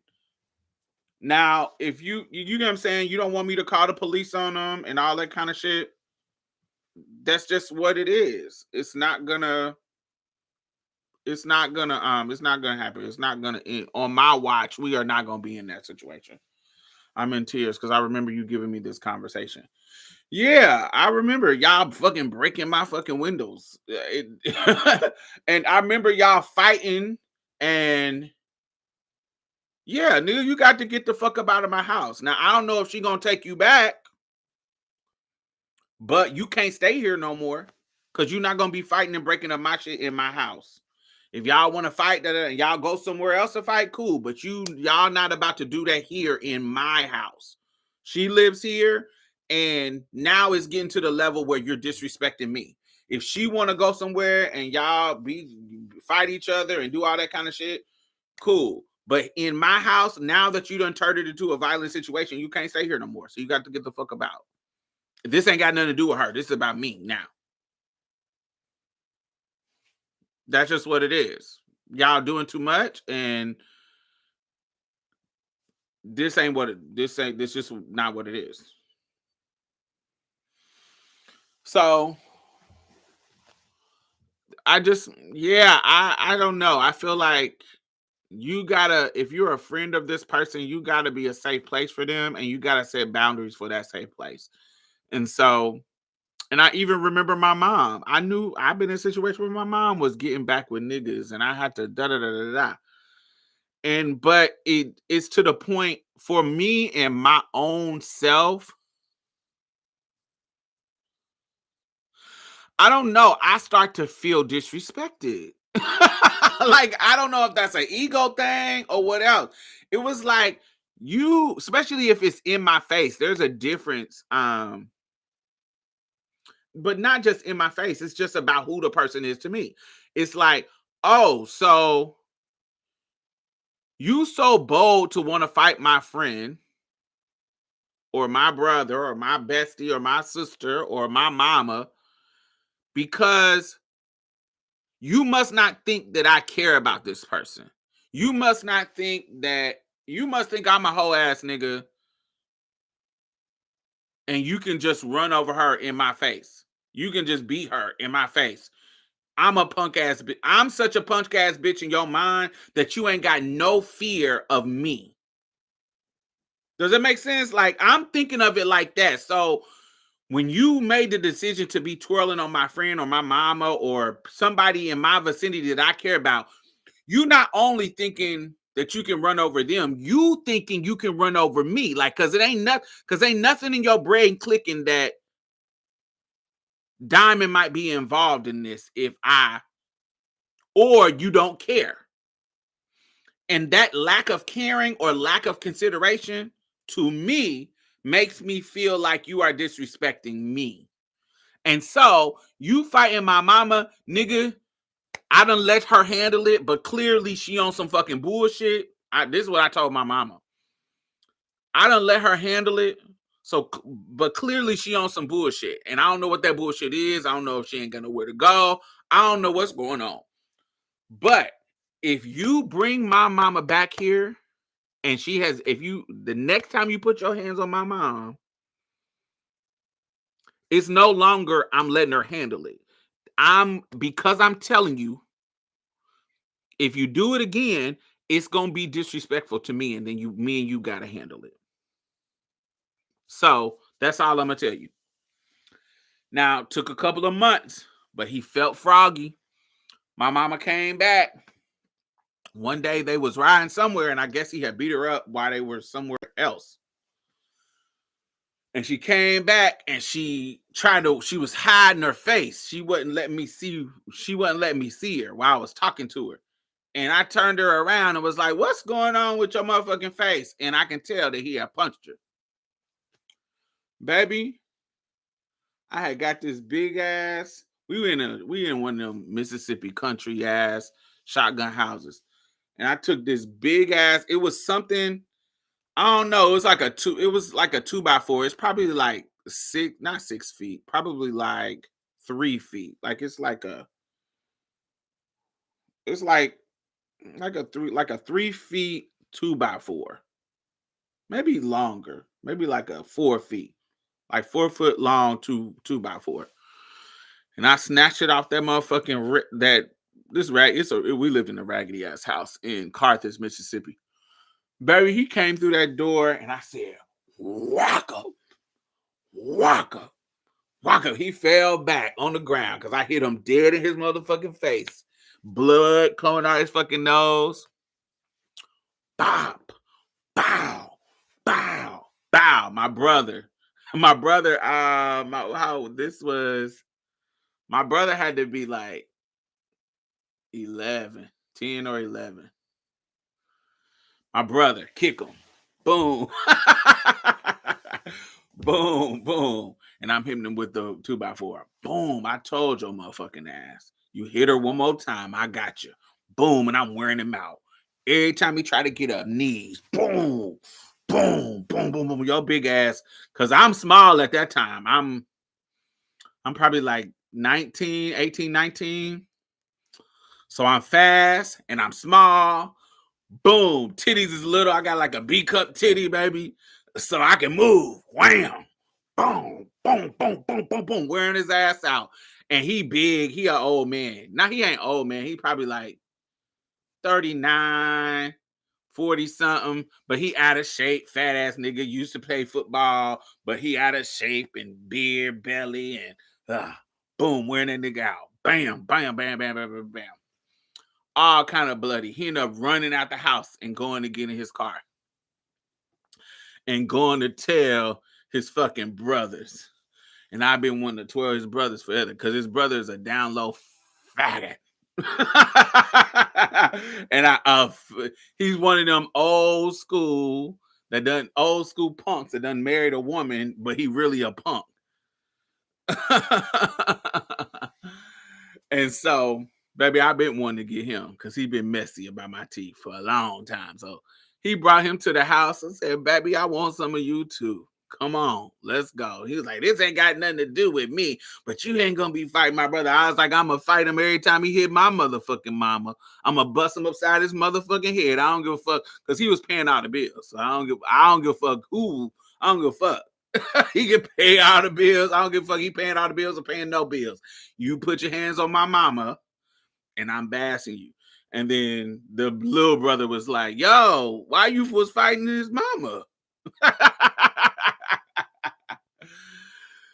Whole little situation. He was like, now you done got me over here in this mess because, you know, what you expect? You fighting the person's mama? The fuck? You got me over here in this mess. I was like, and I'm gonna keep doing it every time. I'm gonna bust your head to the white meat. And I stayed woke all that night. Come on, nigga, I'm ready. But yeah, because I had so much trauma around my mama being abused when I was younger. Once I got old enough to fight, baby, not at all. We gonna do it.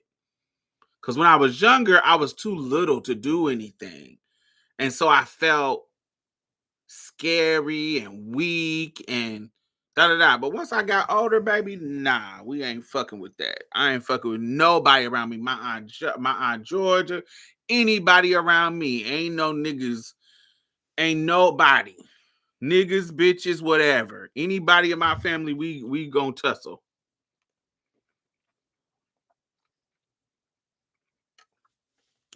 I just can't do it. Now, my own personal situation, I just ain't never really been in a situation where a motherfucker, not in my older years, in my younger years, yes, I had a situation where it just we were fighting. I talked about Gerald when we were in the group home.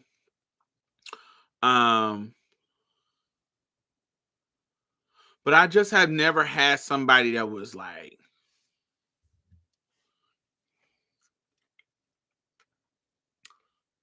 super overpowering, and I just never been in that situation where somebody that I was in a romantic situation with was trying to beat me up.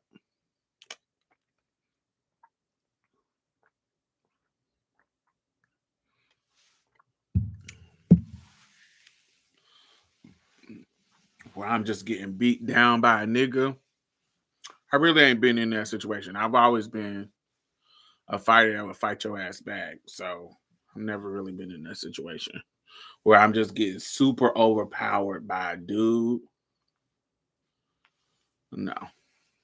No. But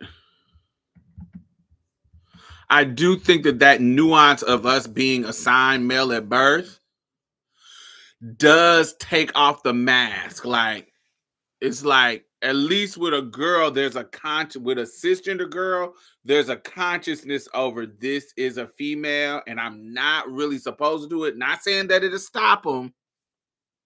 I want that to be very clear.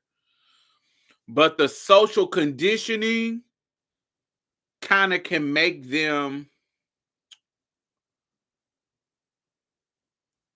be kind of worried of how people think about it.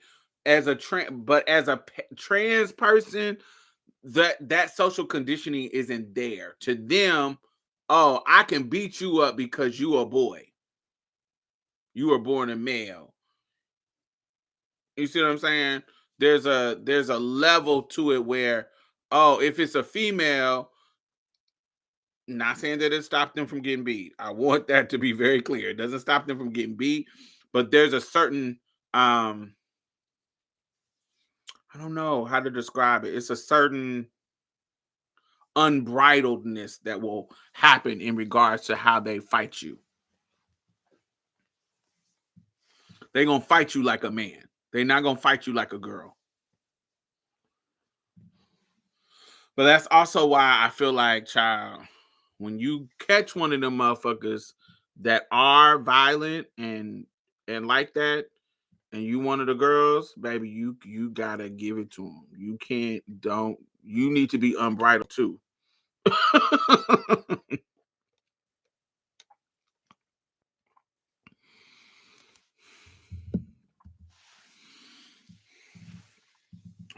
You gotta give it to them.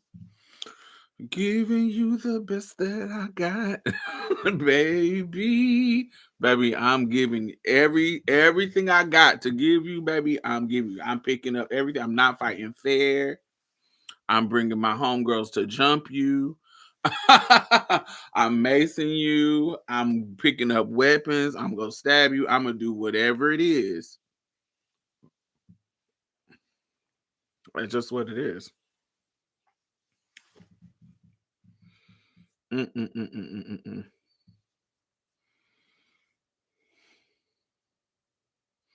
And as you can see in the response to her death, people are not going to rescue you. People are not going to care about you. Like it's people in the comments. Like there's video about this lady passing away and people are in the comments. People in the comments will say, "Oh my God, I just started following her. Rest in peace, sister," or "Rest in peace, girl. I'm gonna miss you." Da da da. And people will respond to that comment and say, "He," like correcting them. He, your brother. He, him. Like in a fucking post about like rest in peace post, and y'all misgendering her, correcting people who want to respect her pronouns and gender.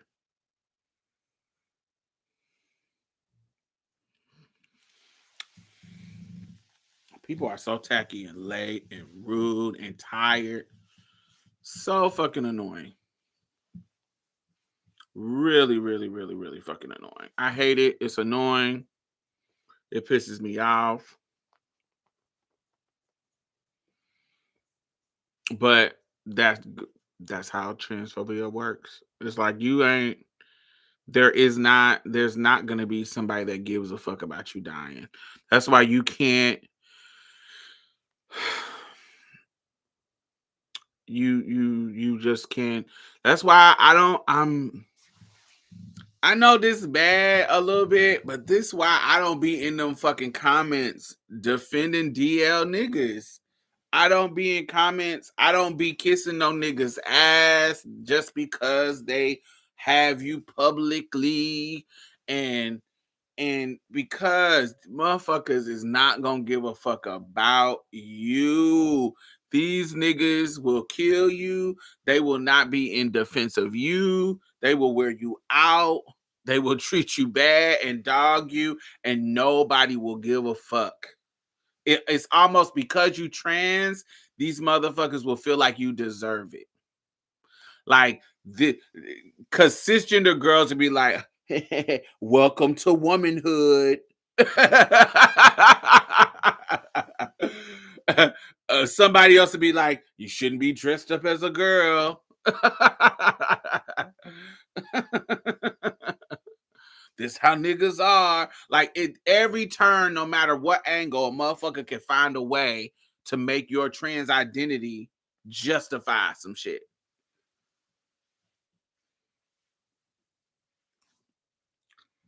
So that's why I'm never gonna be in nobody comments or in nobody's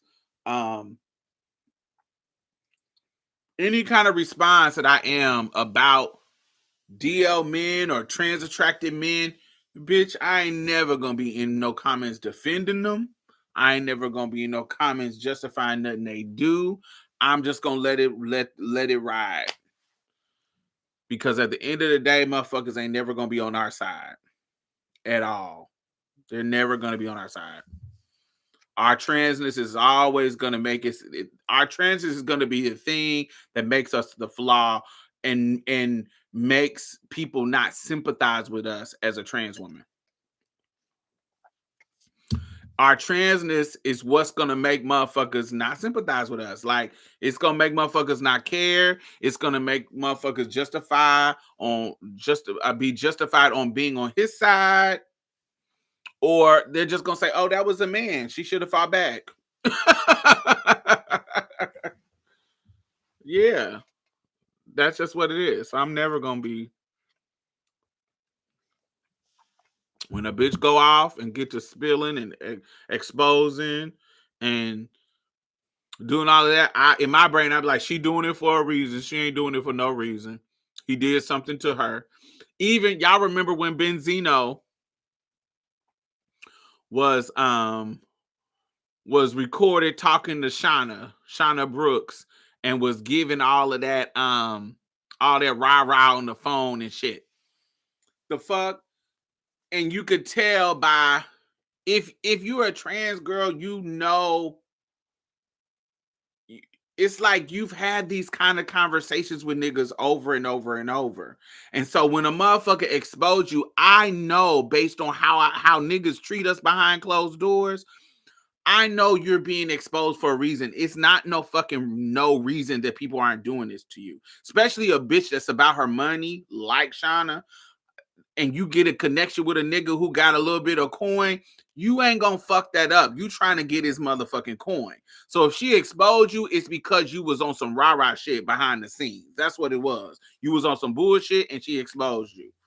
And because I'm a woman who have lived this life for a very long time, I know of these niggas be trying all kinds of shit.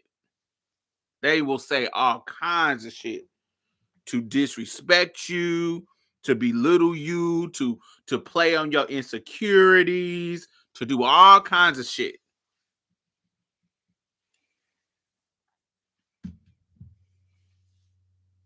And nobody is going to have any sympathy for you. Except maybe other girls. And some of them bitches, just because they jealous that they ain't got no man, won't have no sympathy for you.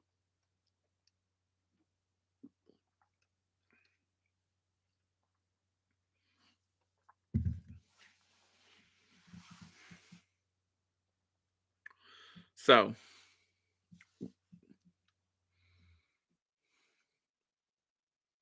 it's treacherous being a dog. I love been watching you since I was 12. iPod touch, now I'm 28. Come on. Come on, 28. 12 to 28. That is the beauty of the internet.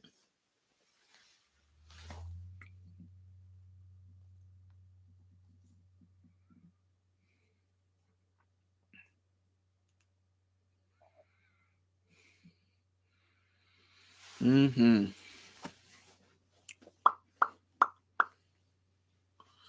Hey, Hannah.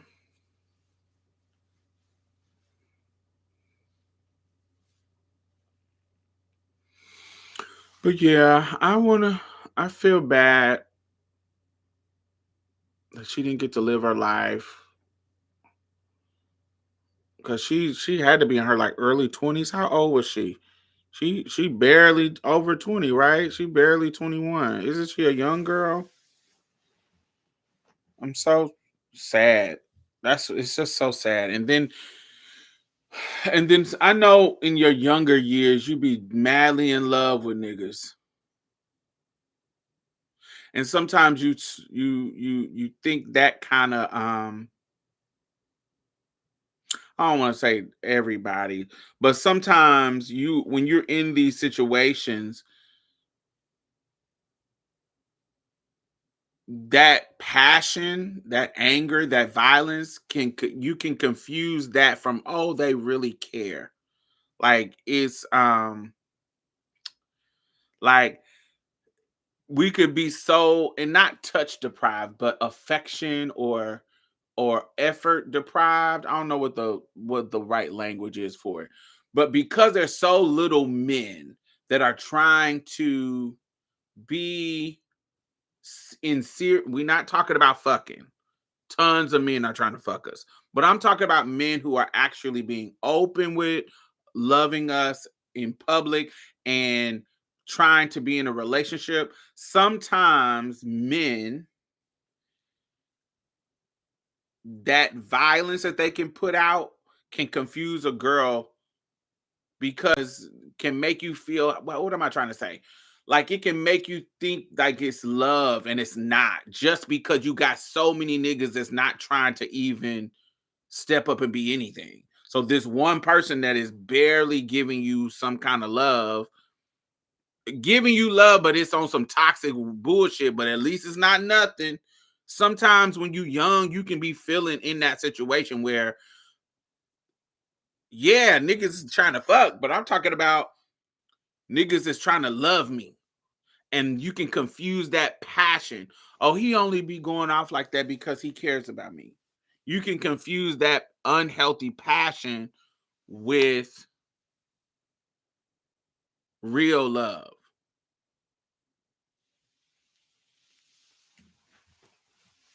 Right. This is how a man is supposed to act with a woman, especially if you grew up with toxic ass niggas that used to beat on your mama, used to beat on your sisters. You think, oh, this is just how niggas are. This is just how dudes are.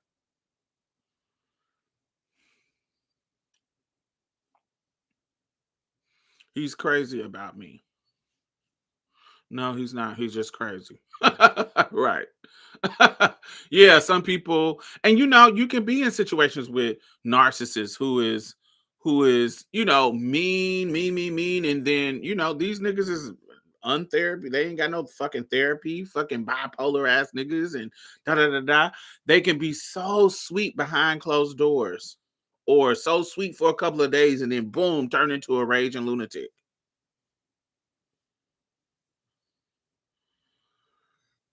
And it could set us up, the lack of care, the lack of empathy can set us up to when we actually find something that is even remotely good. We can make it feel, we can try to make it work even though it's toxic. Real love is not going to have to be something you fight for or bend over backwards for. Something someone decides they're going to treat you right and they just do it. And it could be just it ain't even a decision. It's they're a good person, so it's automatic. They ain't even got to think about it. I'm a good person, so I know not to put my hands on somebody. Like it's not even. I'm not gonna put my hands on you because I'm making a decision not to put my hands on. No, I'm a good person, so I'm not beating nobody's ass. so so it automatically, because I'm a good person, I'm not putting my hands on you. I'm communicating when I'm frustrated or whatever. It's not I don't have a violent streak in me. Sometimes people is just they're a good person.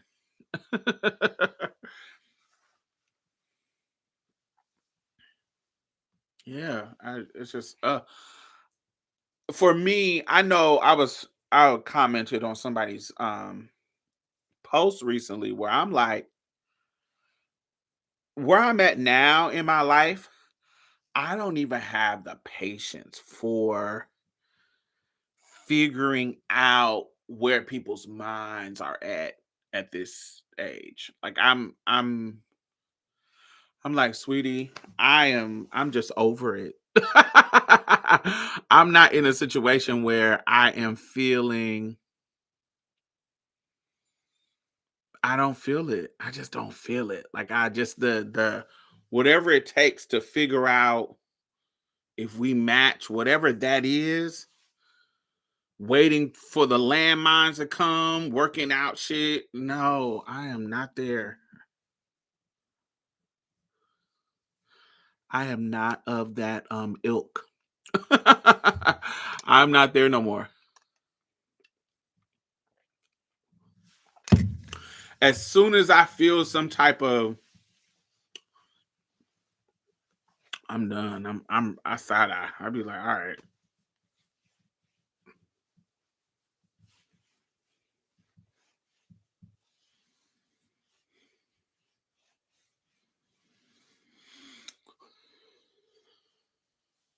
I'm not building something for nothing. And I'm not petty, but I'm also, yeah, I'm not dealing with no negative. I'm not arguing. I'm not doing, all right, you got it. I'm just not there no more. I don't have the patience no more.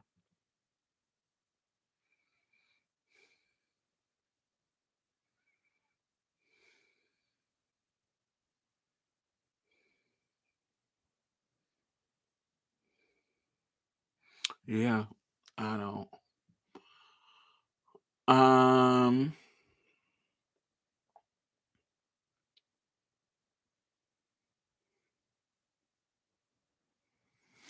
my first two little guys, they weren't. I don't think they weren't narcissists. I didn't really deal with narcissists till I got my first three guys weren't narcissists.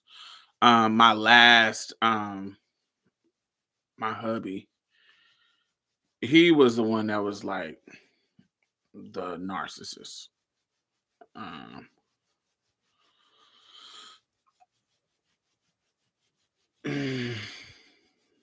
yeah, I just don't.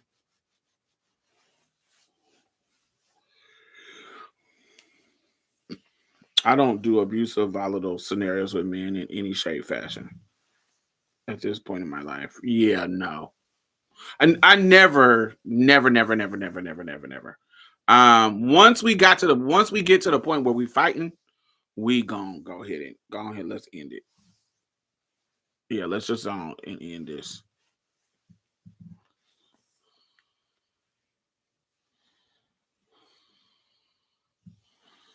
Um,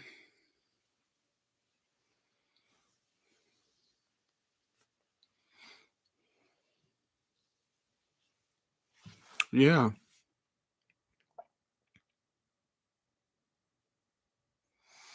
yeah, but we are at high risk of domestic violence based on socioeconomic reasons. A lot of times, us dudes that we are involved with, us and them are in socioeconomic strength, so we need each other to survive. Um, I've seen, I've never experienced this because I'm not, I don't do any kind of drugs, but I've seen two addicts like we are. Our relationship is based on us being able to navigate our addiction together. I've seen that a lot. Um, not as much nowadays, but I remember back in the day, sometimes people got together because they both was HIV positive. Their status was similar, and so you know we both got it. So let's make it work. I've seen that. Um, yeah, it's a lot of I've seen a lot of little intricate, little nuanced, little connections with people. I'm I'm I'm just getting out of prison.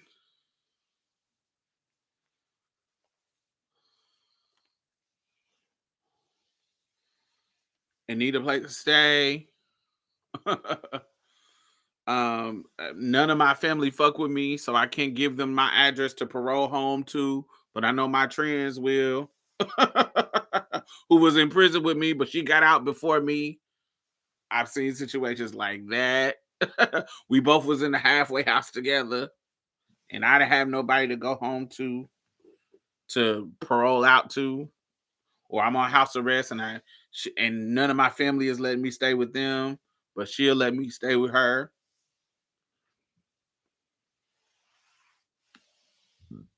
Yeah.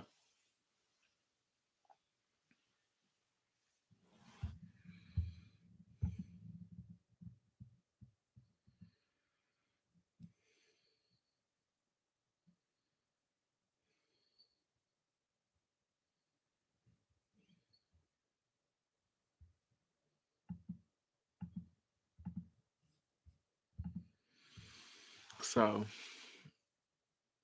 yeah, it's a bunch of situations that I've seen and heard.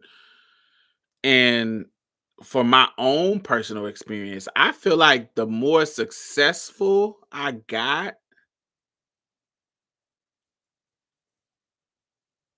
the less options I had. Like when I was broke or living in the hood, and it felt like the options was rolling in. But once I started, and it might be an age thing too, because as I got older, men in my age bracket started to be, and I'm not really into dating younger dudes make me feel old because they be giving, honey, they be acting like kids. So I'm not really attracted to younger men. So I usually talk to dudes older, and older than me is gonna be, late 40s, early 50s. And usually dudes in that age bracket, that kind of Gen X age bracket, they super, super patriarchal, which I'm cool with, but they either got a million kids already, um, which also is cool, but that drains either their money, drains their fucking time. Yeah. And they kids, if they got kids now at this age, their kids are either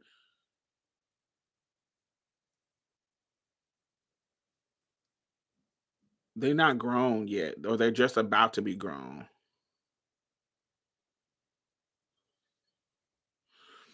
I'll cut up with a man in his 20s, but the life things I want a young person in their 20s can't do them. I'm at a different stage. And the successful men my age, like the ones that are successful, as a trans woman, I am a social detriment.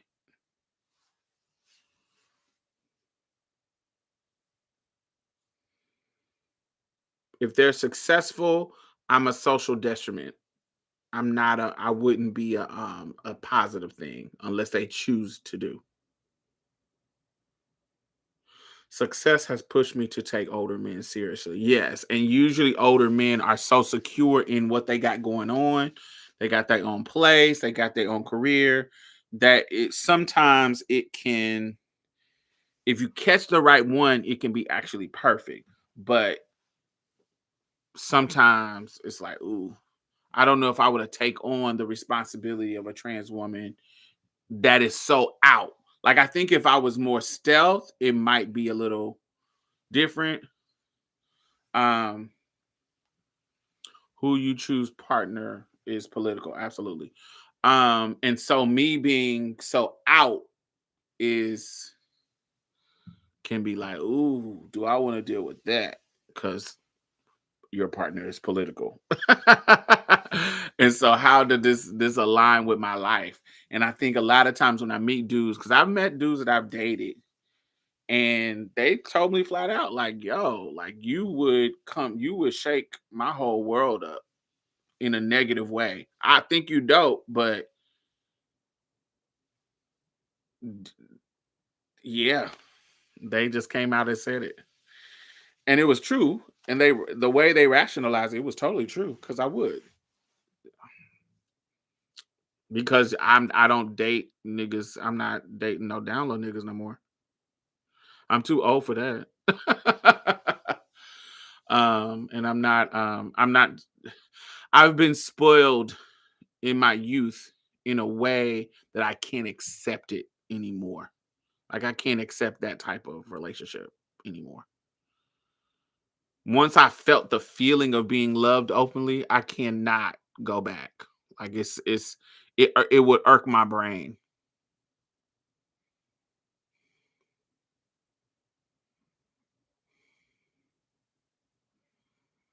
Yeah, I couldn't do it. Yeah, we have to be open and free and shit that I want to do. Honey, I'm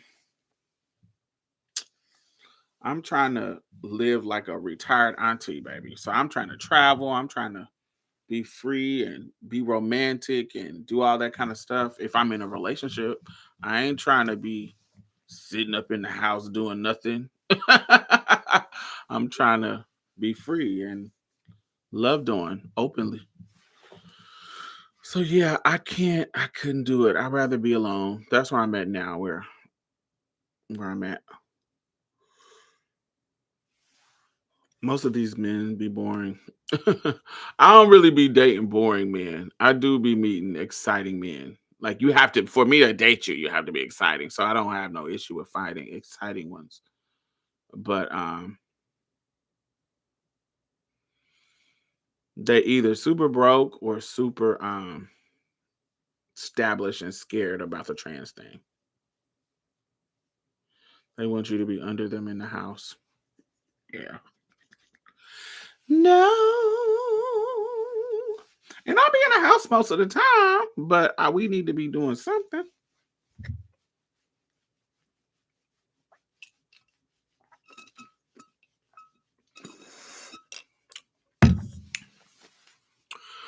Mm-hmm. Do you know what I'm going to do? Do, do, do, do, do, do, do, something. Do you know?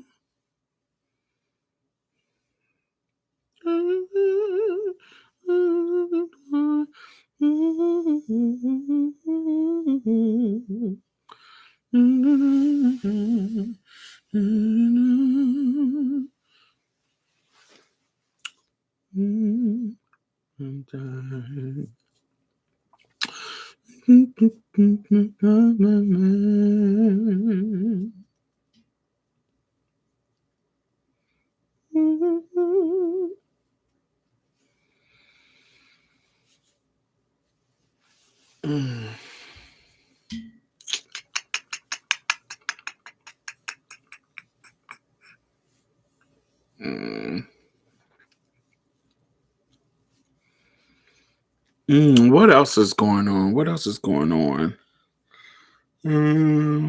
Before I get off of here, let me think. Do I want to talk about what y'all think about Trump and Mamdani meeting?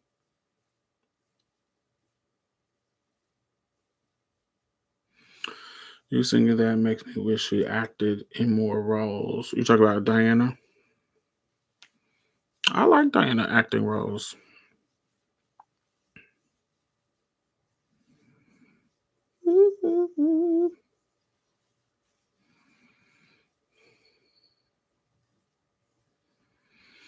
Is that guy that wants a Muslim state?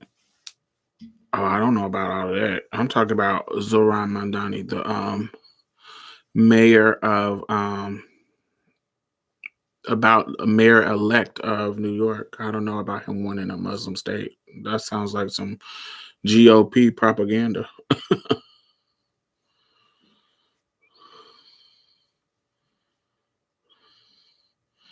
It was so bizarre to see him standing over Trump like that. Was it? Ain't that what Elon Musk was doing? Don't wasn't he always on the he be having people on the side of him?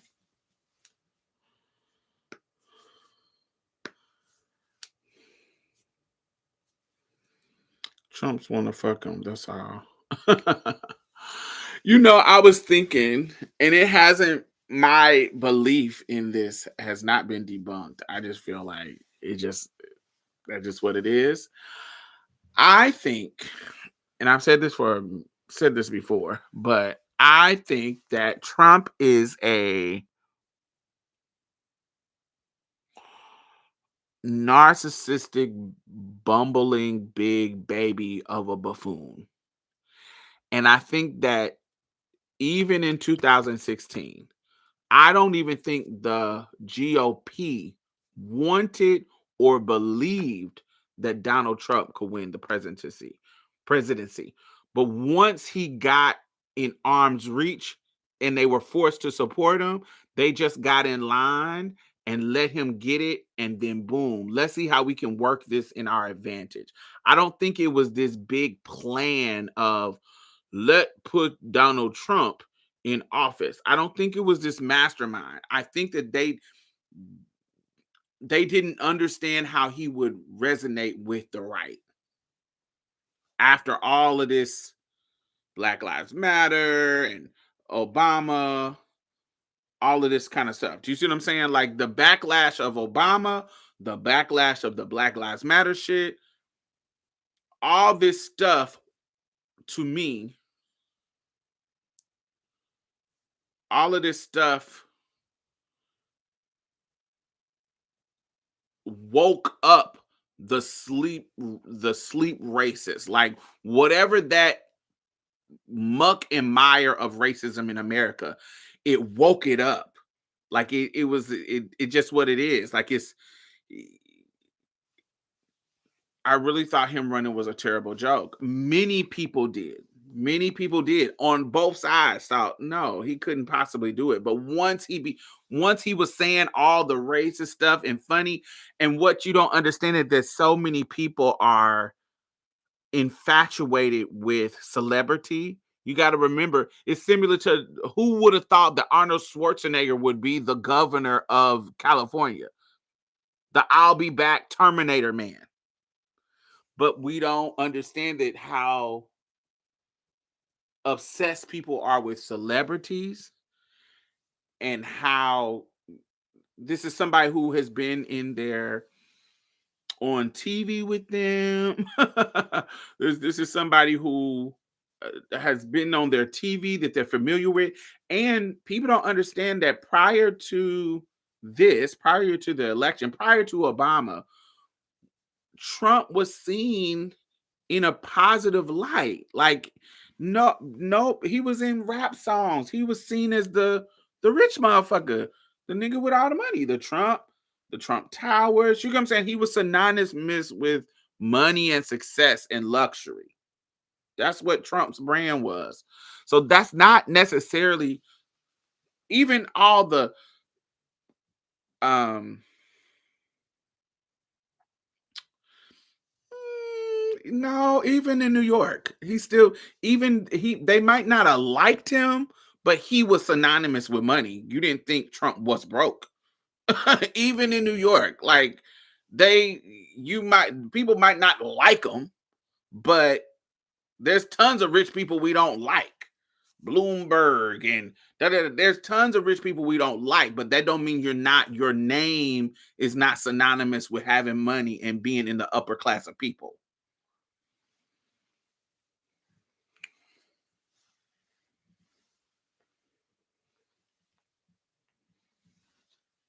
Yeah, he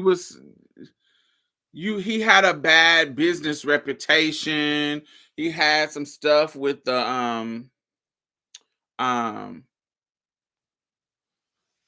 yeah, yeah, people, it's not that you don't gotta like him, but you still associate Trump with some coins. His persona has something to do with money.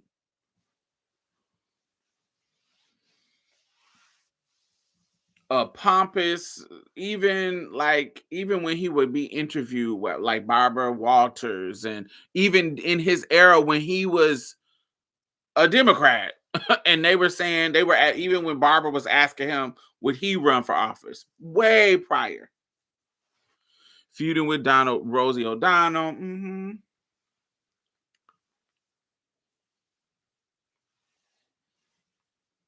Yeah. It wasn't to the point where I don't think people understand that. Like, I don't think people understand that eh, how people are obsessed with coins. People are obsessed with people with money.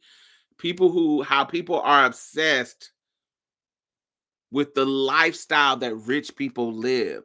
We got had shows called The Lifestyle of the Rich and Famous. Like, it's easy for people to go from, "Ooh, this is aspirational." And when you start saying shit that aligns with their politics, that transfer is easy. And that's what I saw. That's what I didn't see it in 2016. I thought it was a joke. I thought it was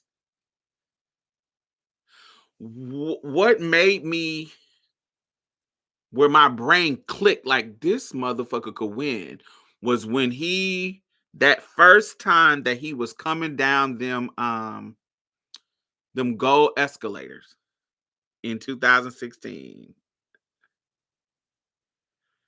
And I was like, yo. And then during the debates where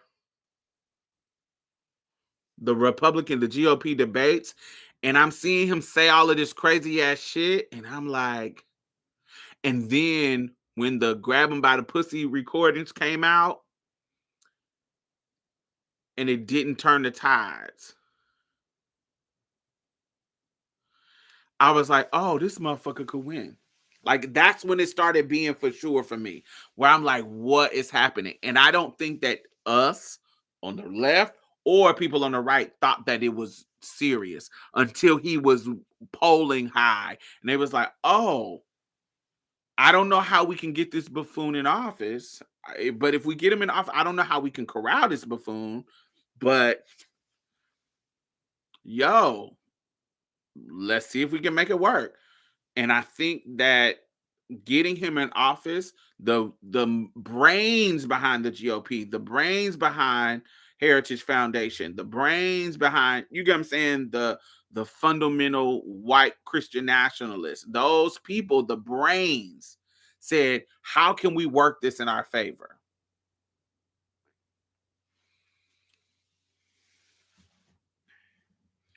And he is like the bull, big bumbling baby bull that we can push it through, and then we come in and do all of this stuff while they paying attention to his dumb ass because we don't really care. And I think that sometimes Trump's old self comes out, and I think this is one of those moments. I think he is a narcissist, and so not aligning, but at least being positive with this very, very popular dude aligns himself with this him being a narcissist. It will think that that is something that he needs to align with because, oh, he's famous, not he's famous, he's popular and likable, I need to be aligned with this. Does it make sense? Like, he doesn't know that it doesn't align with what the GOP wants him to do because he's not smart. He's just popular and he's saying all the stuff that aligns with his money. He wants to be liked badly. Yes. And so if I align myself with this person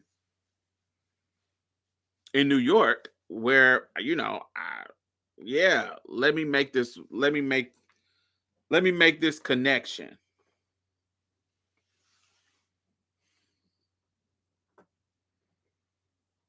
And I think that's what we saw in this little meeting.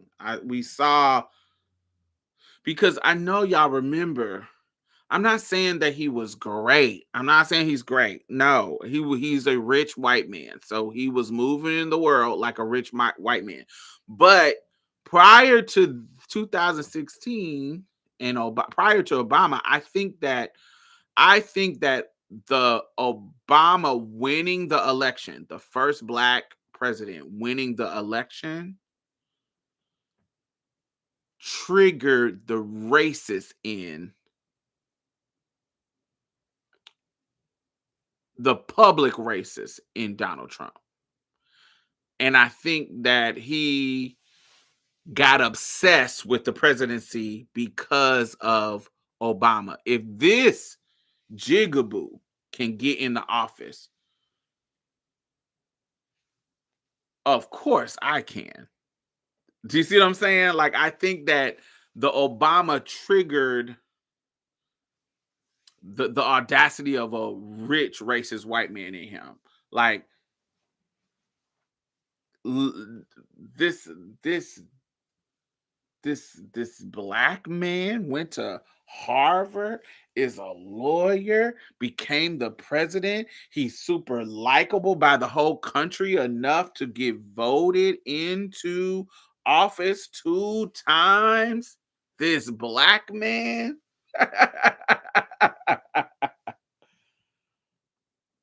I feel like that triggered him. And so, but prior to that, Trump was a Democrat.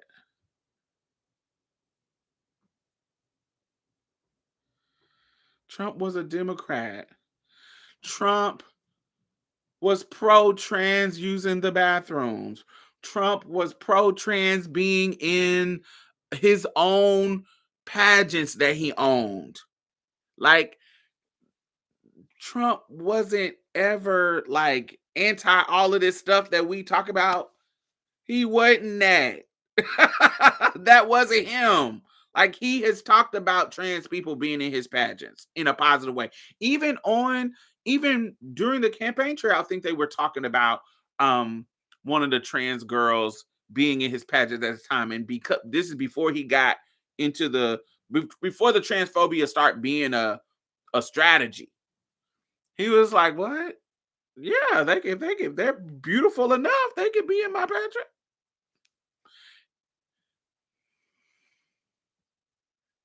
You see what I'm saying? Like, he wasn't there yet. Not saying that he was a great person, but he wasn't so far this kind of right wing type of motherfucker. I don't think that this is something that um I think that he found that this works.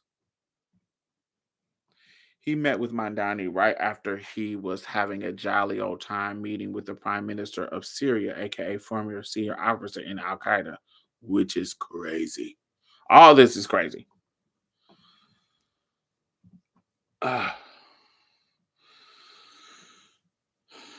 I'm still reeling from that.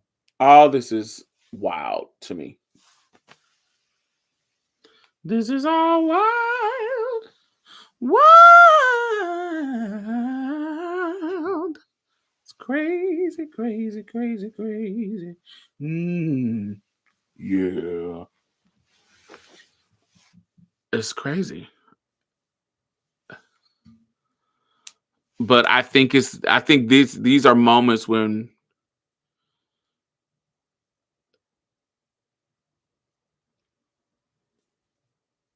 I think this is the moments where that his not his old self, but you realize that they don't have as much control over him as we would think. Like, they're just behind the scenes doing what they need to do to get that shit done. Letting him be the distraction. That's what I think.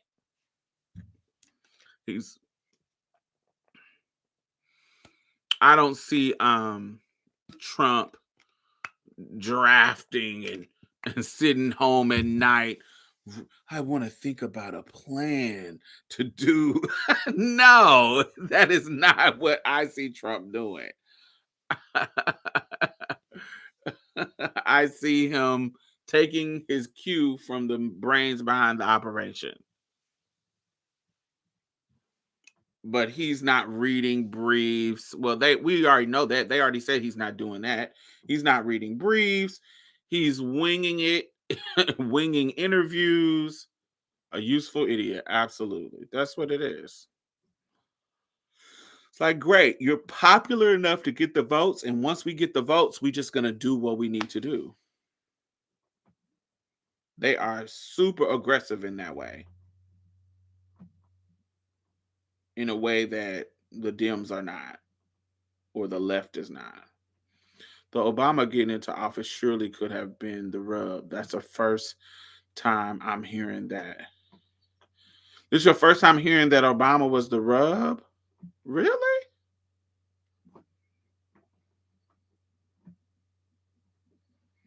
Mm-mm. I knew when he was starting the obsession with the birther shit. Like when he was the one that was obsessed with whether or not Obama was born in America. Like if you remember during Obama's election, he was the one, he was the one, the loudest mouth about, the birther clique that didn't think he was born in America. Remember? He was the one. He was the one that was. And do you remember during his either his not his first election, but his second election, when he had to call Donald Trump out at the dinner? I don't know if it was the first dinner, his first 4 years, or his second 4 years. They would not let that shit go. Yeah, it was Donald Trump that birther train. He was the head conductor on the birther train, baby. Obama winning the presidential election triggered Donald Trump. That corresponding dinner is what sent him off the edge. Yes. Whatever that dinner was, where I don't know, was it the first one that he read Donald Trump from the mic? I know he dropped the mic the second one. But the very first one, what was the one where he called Trump out on the mic at the dinner? It was a second term, I believe. Okay. Yeah. Honey, that I think that became I think in Trump's narcissistic mind, it became if this coon, if this jigaboo can be president, I can be president. And I don't even think he believed that he could we have Le Labo Lambdanum body oil.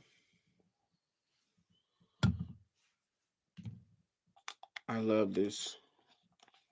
I love to have this. And then you follow it with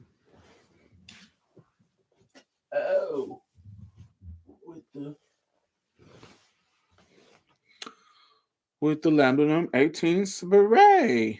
And I love them because they put your name on your bottle. Diamond Stylz, honey.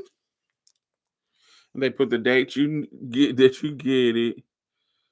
August 21st, 2025. Essex, Houston, baby. I love these. This is my favorite scent from them. It's so powdery and floral and soft.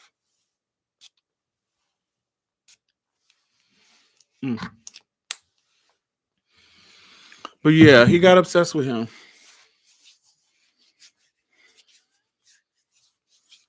During that time. And I think that I don't think he believed that he could have did it, but I'm gonna try it and see. And I don't think that the people understood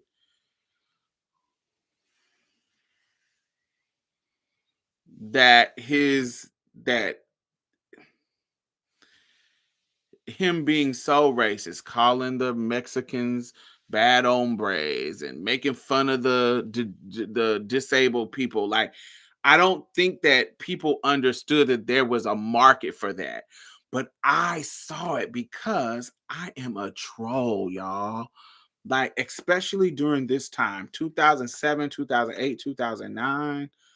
I am a troll on the internet. I know that there is a undercurrent of people who want the chaos because I'm a part of that ilk. Now I don't want the racists, but I want the mess. And in my brain, I started to see like there is a group of people that sometimes I will see in the comments that I'm like, oh, you don't understand that there are people who want you to make fun of disabled people. They're doing it. There are people who want you to make fun of Black people. They're doing it. There are people who want you to make dark humor about women. There is people who want you to make fun of feminists, want to make fun of the gays and the trannies and da da da da. And even within their group, there are anti this, like whatever. There are anti-black people, anti-black, anti-gay people, anti-trans people. There's a group of people in every group that wants you to make fun of them. And there's a thin line between them and the people who hate us. Like whatever the identity is. There's a thin line. If you are Black, there's a group of Black people that there is a thin line between them and the racists. There is a thin line. And when you spark it, when you shine the light, they come out of the dark like fucking roaches. And so you get the Diamonds and Silk and the Candace Owens, and you get these people. And you get the Hodge twins. Do you remember when the Hodge twins, before they got on the Trump train, the Make America Great, we love them. I remember many people was following them. High yellow, pretty eyed niggas with body. Everybody was following them. But when you shine a light on it and you shine a light on it and make it okay. Like it's different between it's a difference. What the internet does is that it shines a light on it, and then you get to see how people are reacting to it.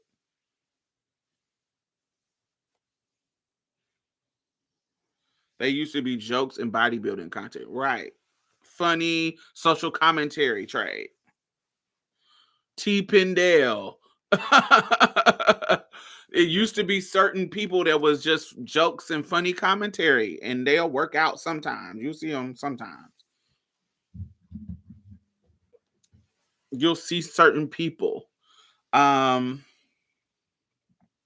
there is, when you shine a light on it, you'll see people in the comments, and you don't understand that how the internet translates.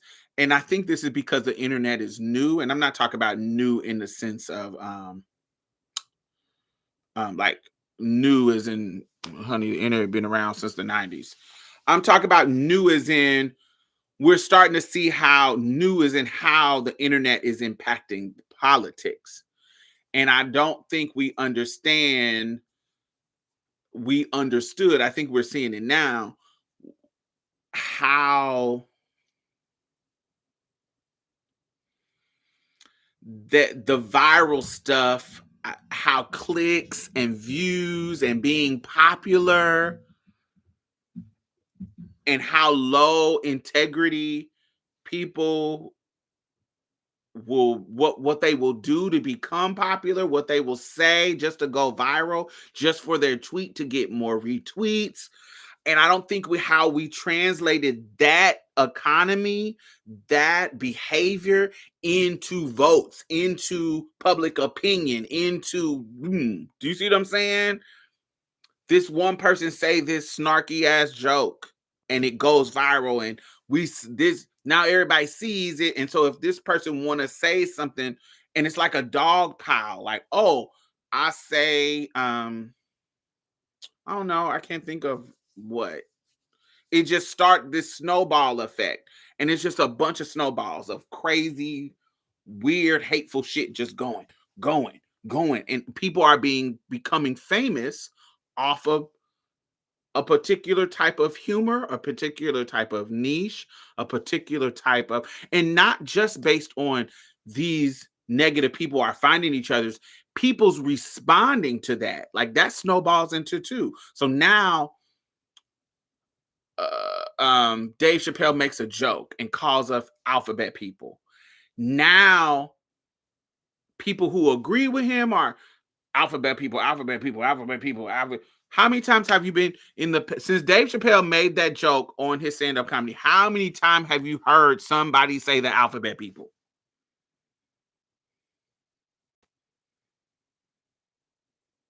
I had never been called the alphabet people prior to Dave Chappelle. Never.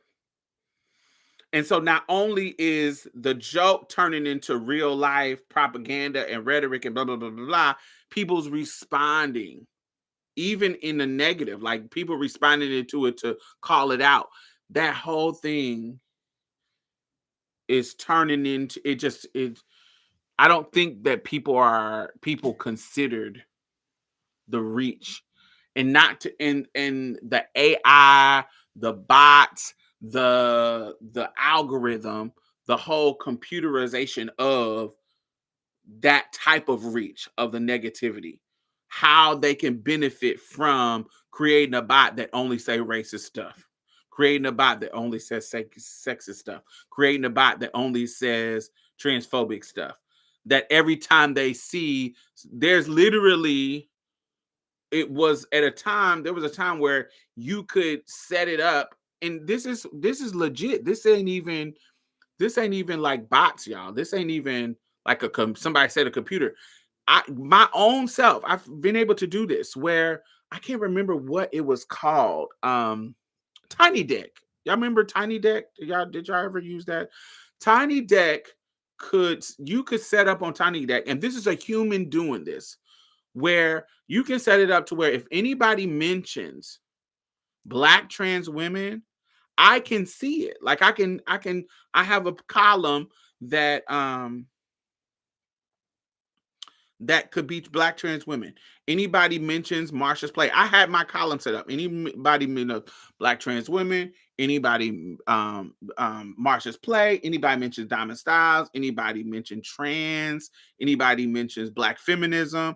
Like I could have columns set up to where I could see who is talking about black feminism, who is talking about trans people, who is talking about black trans women, who is talking about Marsha's play, who is talking about Diamond Stylz, who is, and anytime I'm mentioned or those things are mentioned, I can see what the topic is. And me personally, I'm using it because I want to see what people are talking about. But if I was wanting to set up a bot, I literally can set up a bot to talk. If somebody says something, I can come back and say something rude to them with the bot. And I don't think people understand that that's like how that would affect building the hate for every group that you want to hate. If you want to hate Israel, if you want to hate Palestinians, if you want to hate black people, if you want to hate trans people, if you want to, it's like a snowball until we in fucking silos of people. We done block, block, block, block, block. We done block people who are haters.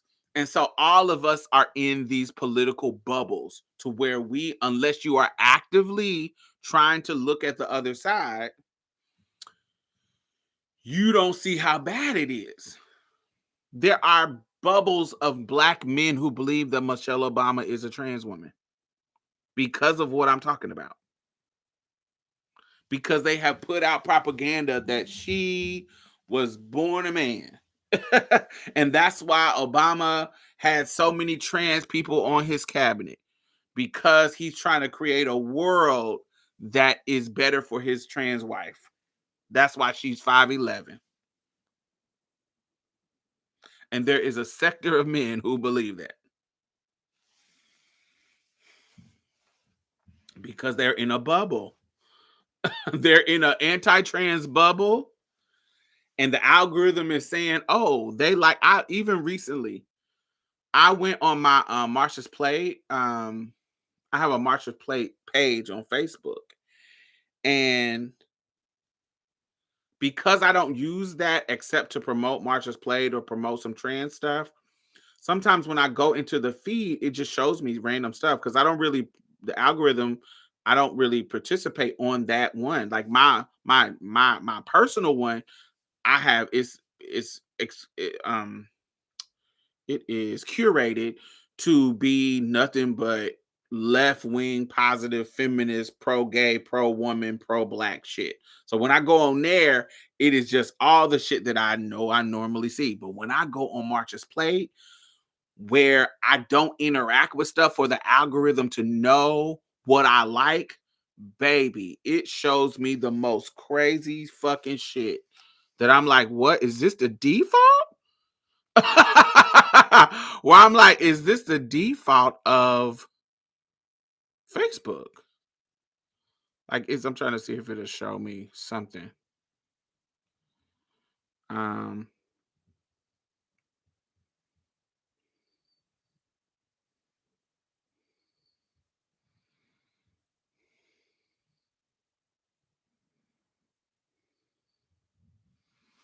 like, why are you showing me shit about Charlie Kirk? Charlie Kirk honored in Israel as staunch advocate for Jewish homeland, and this a lie. Charlie Kirk did not support it.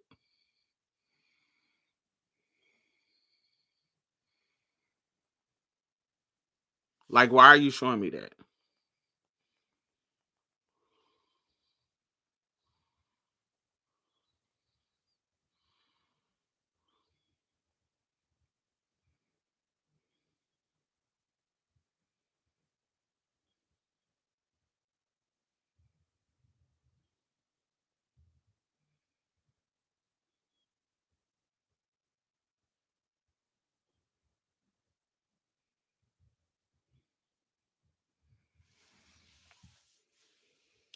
Not getting close in the new Hunger Games.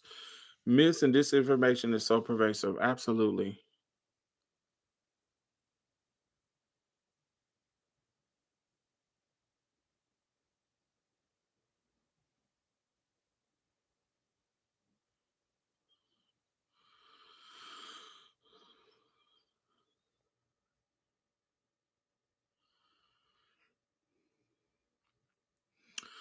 Yeah. So I don't know.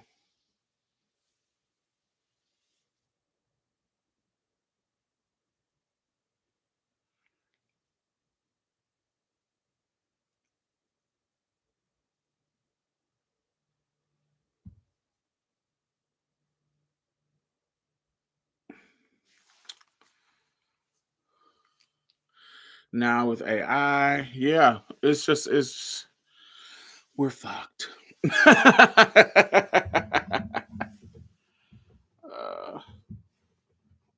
yeah. Mm. But all right, y'all. I'm about to get up out of here. Have a wonderful Thanksgiving. Make sure that y'all eat good. Spend time with people that loves you, that you love. Um, don't be sitting up in motherfuckers' face that don't love you. I know sometimes you just gotta be in people's face with your family. But if you don't have to, baby, don't. Um, go say hey, and then leave. Don't feel like you got to stick around for the and be in uncomfortable situation with motherfuckers you don't fuck with. Um, what else? What else was good? Oh, I went to see Wicked. I thought Wicked was good. Wicked was really good. I love Wicked. It was dope. Um, Cynthia Erivo outsang Ariana Grande. Cynthia gave the vocals, but when it came to the acting, Ariana was the actress. Yeah, Ariana really gave the She gives the character, she gives the emotional depth, she gives the comedy depth. She's the one that is playing motherfucking Glinda. Like Glinda is she's eating Glinda up. Like she's not doing the vocals as good as Cynthia, but the acting, Ariana slayed it. Like her nuance in regards to how she acts, it has she killed her role. Um, but vocally, Cynthia eats every song up. Every song. And because she's playing, they're both playing the older girls.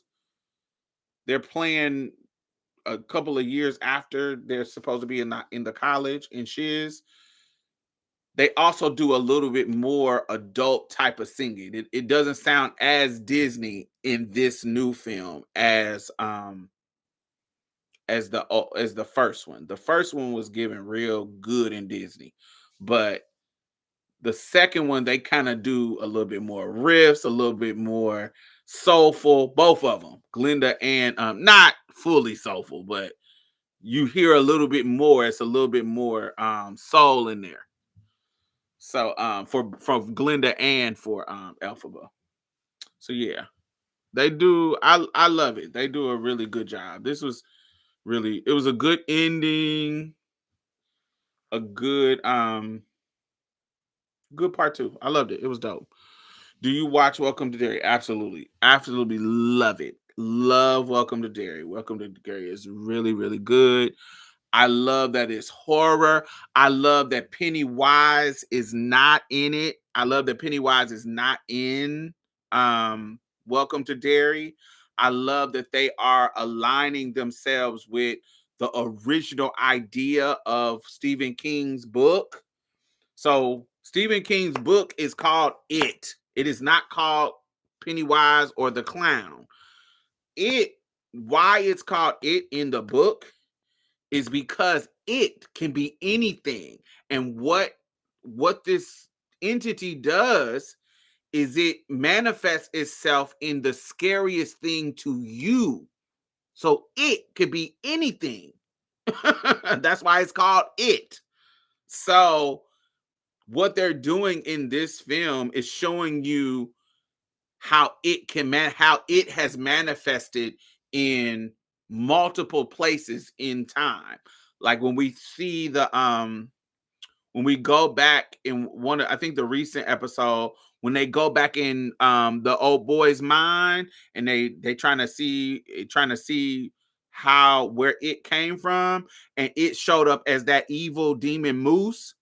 Of course, he showed up as a moose for the Native Americans because that moose big and scary. So for them, it showed up as the moose.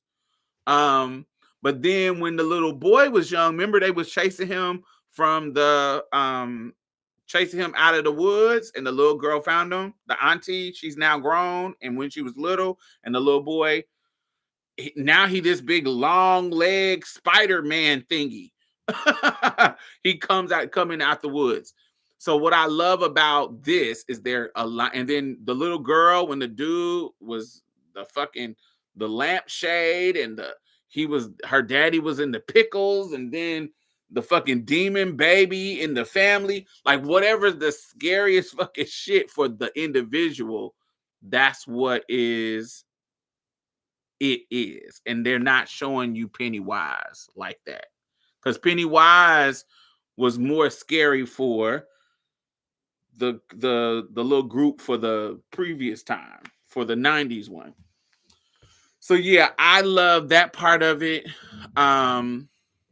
I love it's so scary, like I'm gonna have to watch it now while the sun is up. Yeah, I love this kind of horror where they're giving you horror. Like they giving you it's not just gore, it's imaginative horror. What is scary? What would be weird?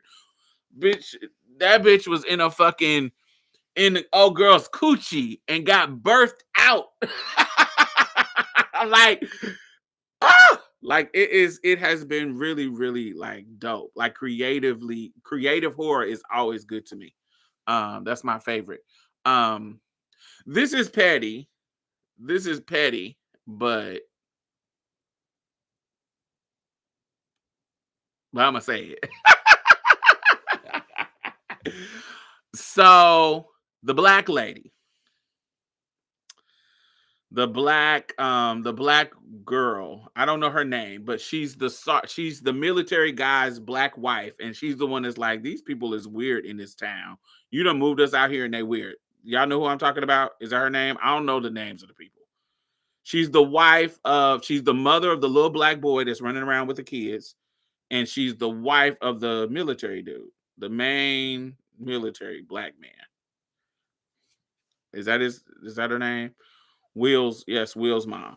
Okay. So I think she's pretty, but this is petty. I think she's gorgeous, but her nose doesn't match the era. She has a very distinct nose job of a fucking millennial, a new millennium nose job. And it's very obvious. And so when I see her face on screen, I'm like, that nose doesn't match the 50s and the 60s. That is a 2025 nose job.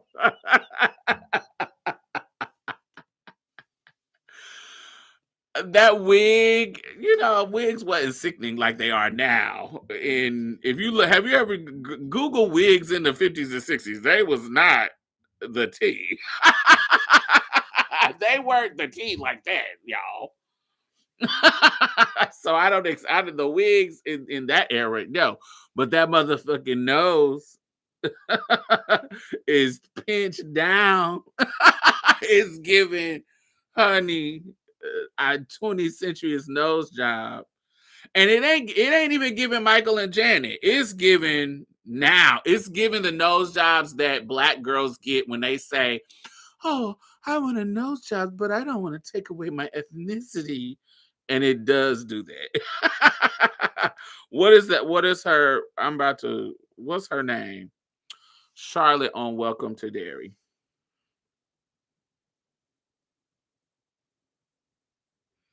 Taylor Page.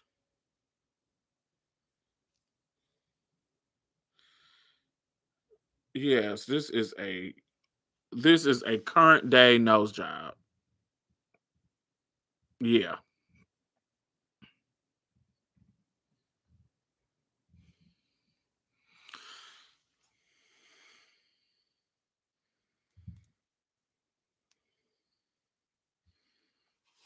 Yeah, this is a current day nose job. This isn't even a Michael Jackson nose job.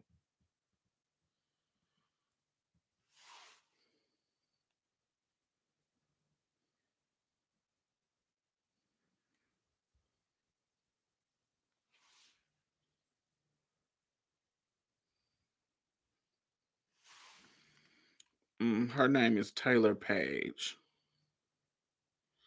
Taylor Page.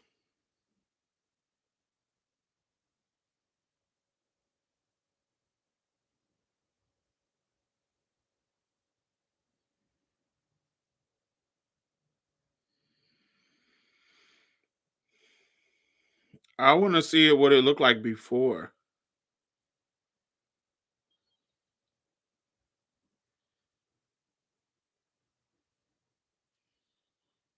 She's gorgeous, man. Who is she dates Jesse Williams?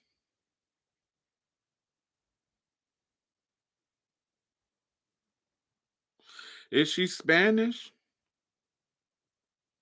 Because why she dropped her Spanish sounding name? I need some before pictures.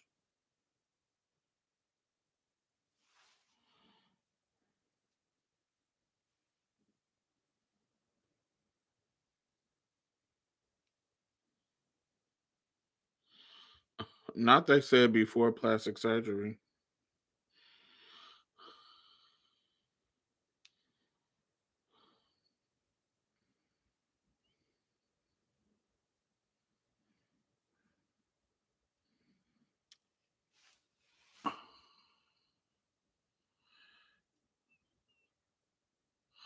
Oh, she had a nose like mine.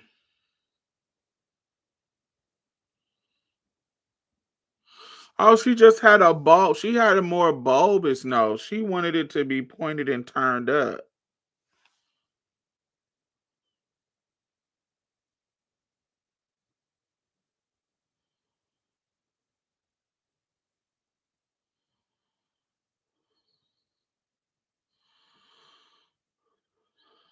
Interesting.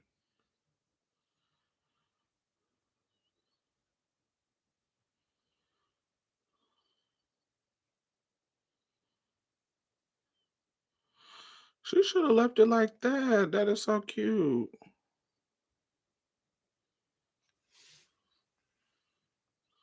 That is so cute. She should have left it like that. It wasn't even big. She was gorgeous. Why did she mess with her nose? That's a rhetorical question. We know why they do it.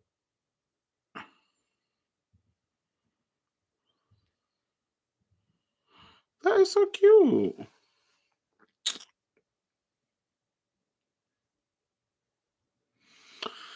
Yeah, I don't like that's another thing. Oh, I might get in trouble for saying this. That's why I also the FF I call that the FFS nose too. That Whoville nose where it gives the slope and the point up. The I call it the Kleenex puff nose too. Have you like if you look at the Kleenex puff characters,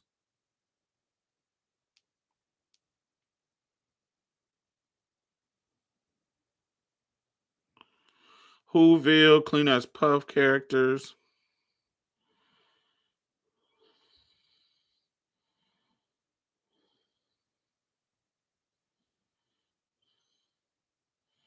when the girls get their FFS and they nose, give that.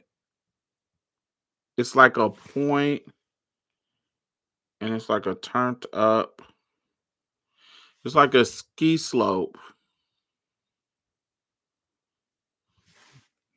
It reminds me of them people.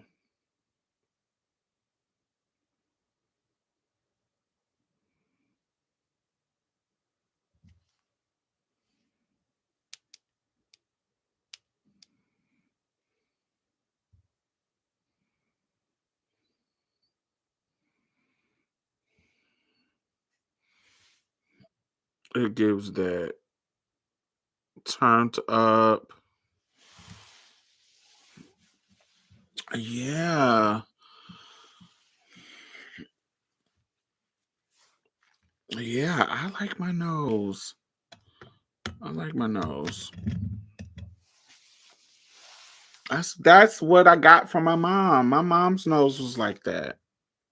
My mom nose is exactly like mine except bigger.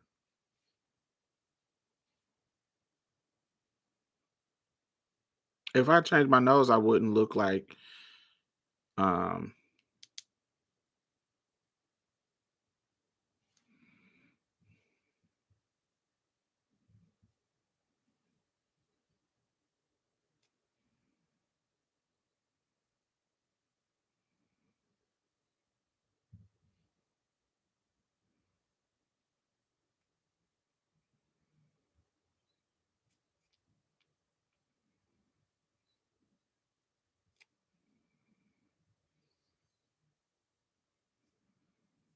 so I can find a picture of my mom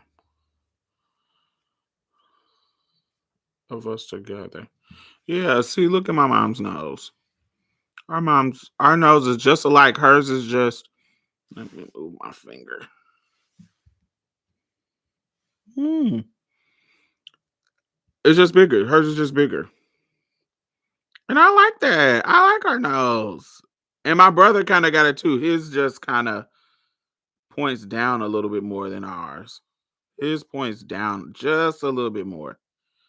But me and my mom's, ours is more bulbous right here.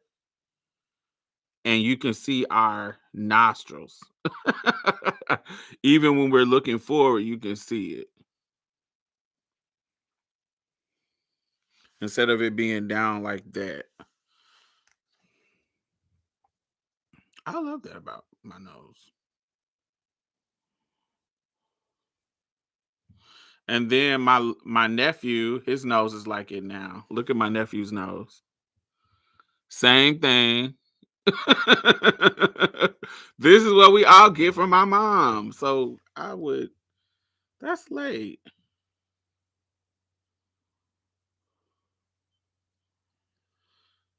Now this is my other brother's. His nose does it too.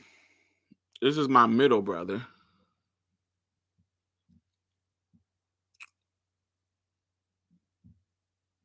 Now you can't see it because the camera is rose up, so you can't really see it. But with his nose from the front does it too.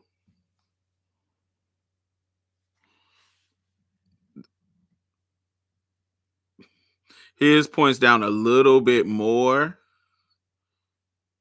but our nostrils show when we're facing forward. Our When we facing directly to you, our nostrils still show. I think our nose is good, perfect for like, is it septums? Is that what's this called? What's this piercing called? Septum piercing?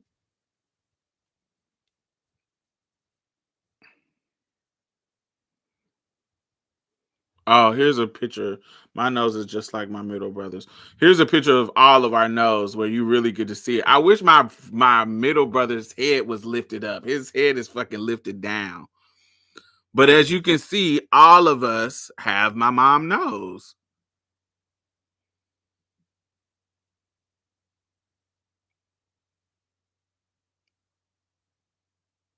We just If my brother head was straight ahead, you would be able to see how our nostrils is just like that.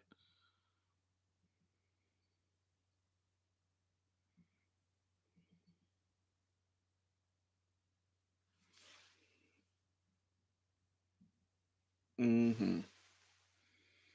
But yeah, that's my only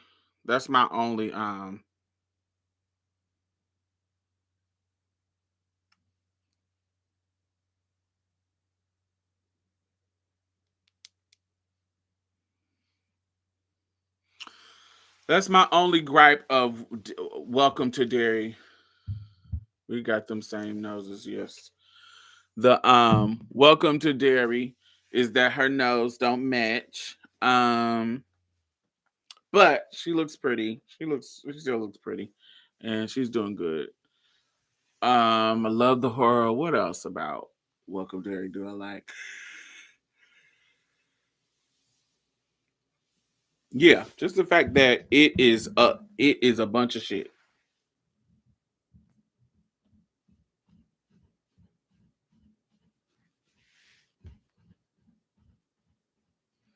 Generally, most men's noses point downward and women's point up. Yeah, mine never, ours don't be pointing down. Neither one of my mother's children's. If you look at us straight forward, none of our nose points down. Now, my brother's points more down than mine, but they don't point down. But they do point more down than mine. Um,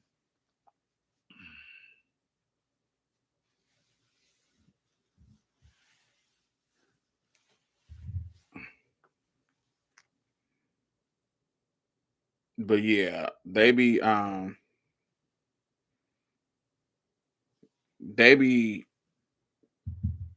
don't know, they be yeah, them noses be late. Them noses be it's too white. Like it's too white. It be too white. Like it be giving white girl nose. It don't even be giving like they be trying for it to give a black girl nose. They said, "Let me look. I want to look like Kim Kardashian when I get off this table." Them noses be. I'm gonna get a ethnic rhinoplasty if I get anything. Um, Patty LaBelle got a nose job. Patty LaBelle nose job before and after. She got an ethnic rhinoplasty.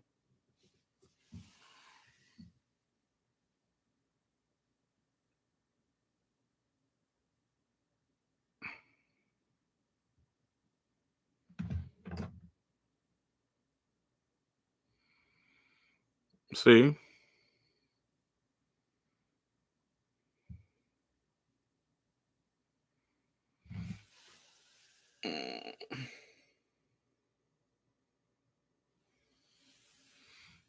Here's another picture, before and after.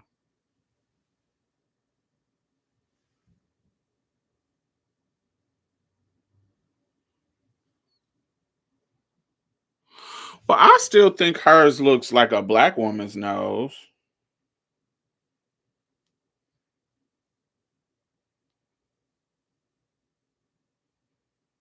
Yeah, I think hers still look like a black woman's nose.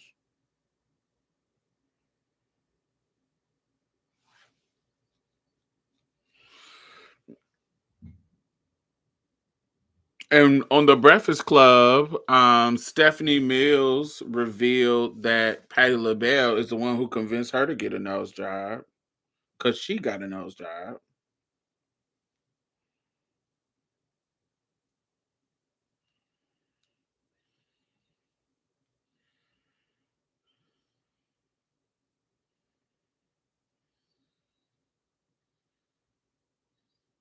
Sierra's nose job is one of the best. I think all the early 40s celebrity girls, Beyonce, um, Kelly Rowland, Sierra, I think all of their nose look love.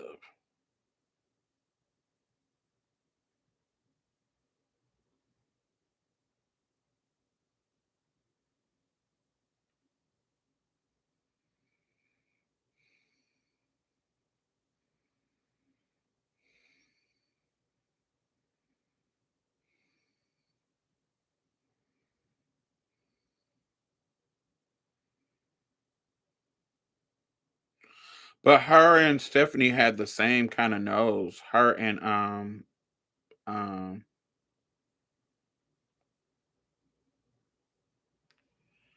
her and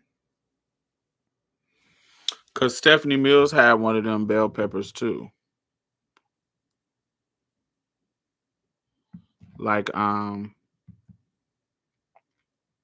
LaBelle. Her before nose. I'm sure her after. That's not before, that's after too.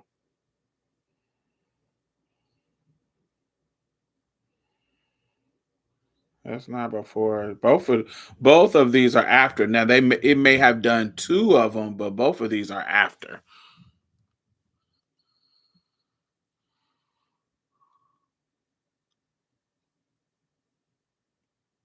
Yeah, they're talking about before and after. No, that one before is, but unless you done got multiple ones. You heard about buccal fat removal. Yeah. I think buccal fat removal is cute until you get old. Because the problem with getting buccal fat removal when you young is that it look cute because you look more, you know, snatched in and blah blah blah. It's cute. But the problem is when you get older, you lose fat in your face. And if you ain't got no fat to fill it out, to keep it full, bitch, you gonna look like a fucking creeper.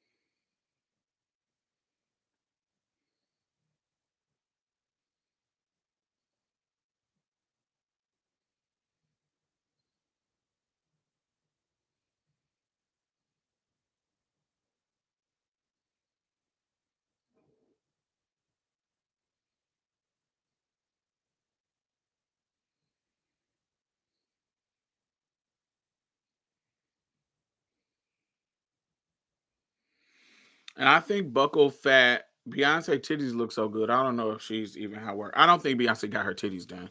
I think Beyonce got her nose done. Um, um I think Beyonce got her nose done. I definitely, for sure, think who I know Kelly got her titties done, and I know Kelly got her nose done. I know what you call it got her nose done and her lipo too. Miss Thing. Yeah, I don't think she got her ass done. Um, what's her name? What's the new it girl? What's her fucking name? Tiana Taylor. That nose been touched too. Um,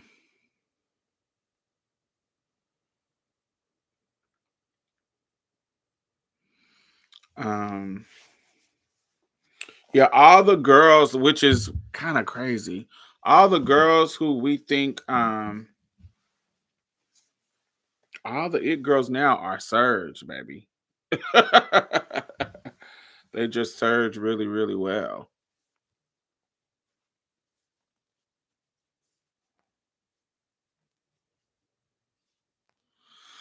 Tiana Taylor, I liked her. I like her acting better than her singing. I love her singing. Um,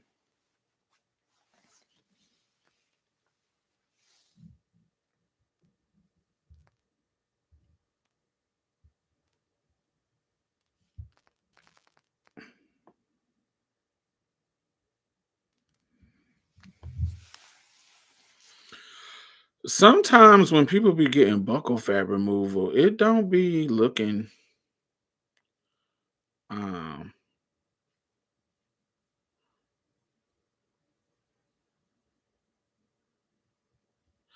I think buccal fat look good. Removal looks good on dudes.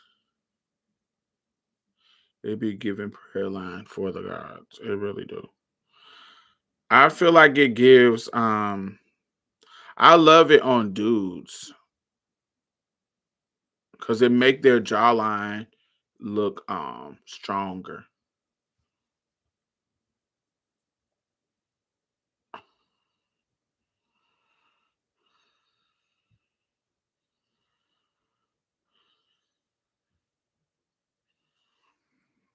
Yeah. Ooh.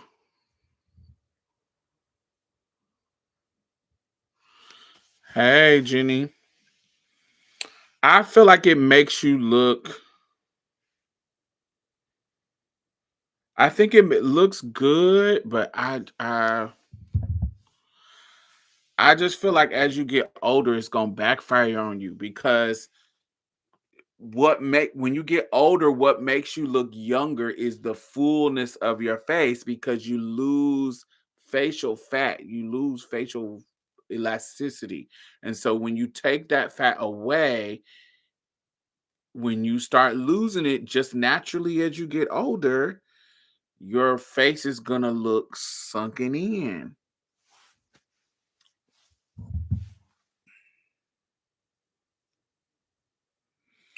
And sometimes losing weight like that make you look older.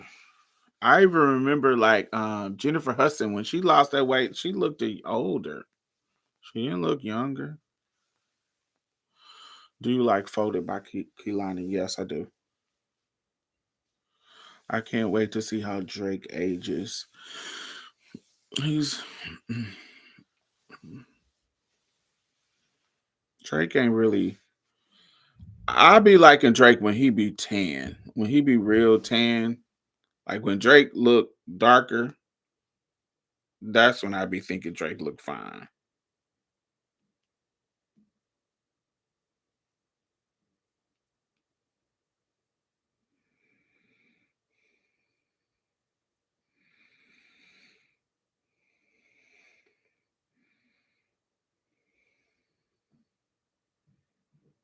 Like when Drake be looking like this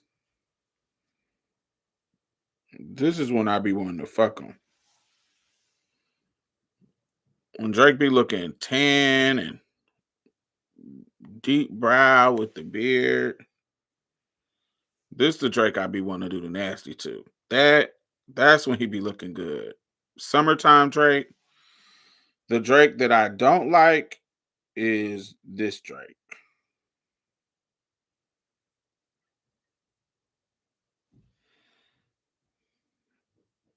Yeah, this is not my sickening. No thanks.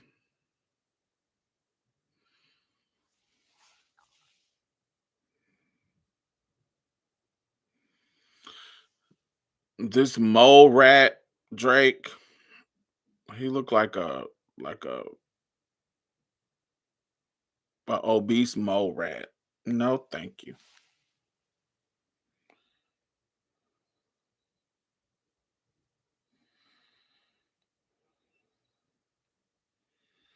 Yeah, this stereotypical whatever that like this actually is a type of light skinned boy that I despise. Like I do not like that kind of light skinned looking boy. Mm-mm. I don't get my life at all. I know people live, they be living for this, and I do not. Mm-mm. He looked like a fucking a beaver, like an albino beaver.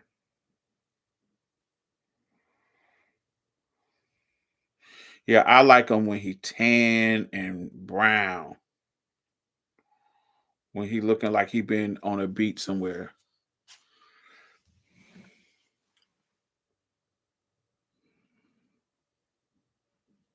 Yeah, but when he look like he on a beach, baby, yeah, he can get the panties. Yeah, this Drake, that's when I want to get the little noodle baby that he was shaking. That little that little gummy meat, baby. Yeah, that Drake. Come on over. Let me make you nut real quick.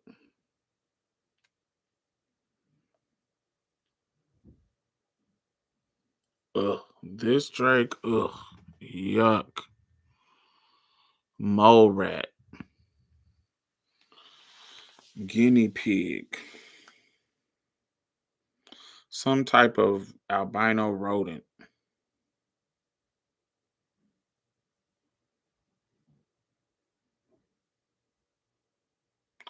And then there's something about his stomach parts. Like it's something about that is not appealing either. There's something about that bottom half that's giving Humpty Dumpty sat on the wall. I don't know what it is. Like the chest and arms look good, but it's something about that middle mid section. It reminds me. Remember how Beyonce mid section used to look fucking weird? Like in the work it out video, Beyonce's midsection used to look weird. It wasn't that it was like fat or if it was nothing. It just how it was shaped looked weird. Do y'all remember? Do y'all know what I'm talking about? Or am I tripping? That's my opinion, but Beyonce's midsection used to look weird when she was younger. She don't really show it off that much now that she's older. She don't really be showing her stomach like that now that she's older. But when she was younger, but the where I really noticed it was the work it out video when she was doing the hula hoop. I was like, "Ooh, her stomach. It doesn't look bad. It just looks weird. Like it looks different. It doesn't. It looks different. It's not bad. It just looks different. Ooh, what's that dick poking out, Drake? Yeah, a little picture,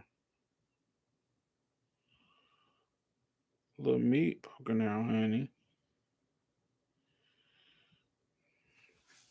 I wish he didn't. He was giving in that little video where he was plopping his meat out. It was giving erectile dysfunction.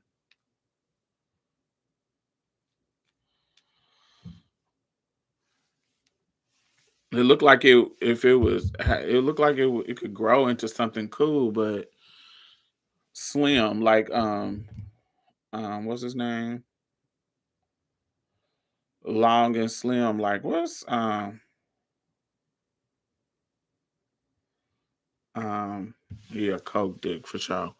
Like Chris Brown's long and slim, Coke meat, coked out meat. She looked more natural back then. I loved it.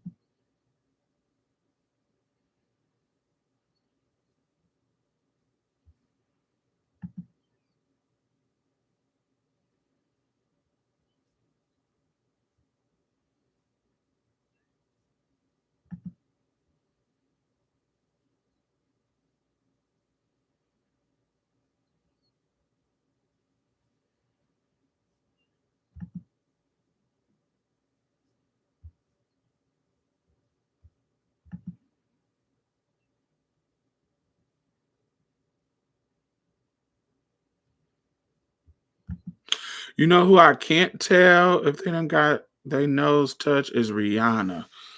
Rihanna nose look pretty consistent. I don't see too much difference in her nose changing.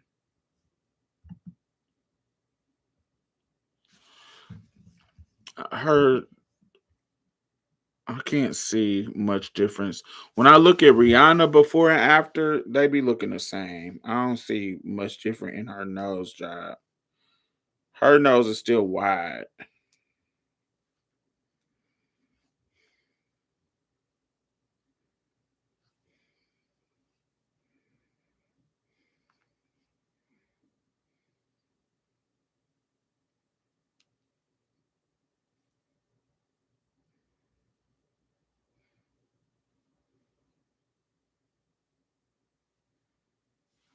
Yeah, they said she has some nose fillers, but it doesn't look like it's gotten done.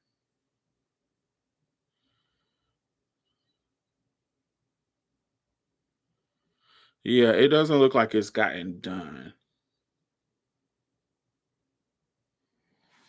I can kind of see like where it could be some fillers, but it's not giving nose done.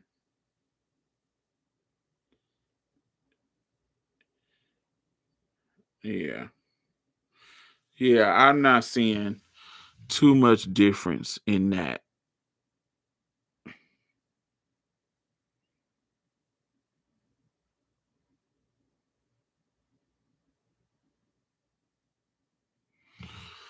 Yeah, I'm not seeing too much difference in her nose. But I can see a little bit of filler. Like this is a good one where she didn't get it done, but I can see her putting a little bit of because you can get some filling in there to make it a little more pointy. Money long noise is fixed too. Oh, obvious fixed. Like that's without question. I'm talking about the like good, and that's not even good. Money longs isn't even good. Like I could see her doing a little bit of filler just right on the tip. You see what I'm saying? Like a little bit on the tip to make it a little bit more pointy. But yeah.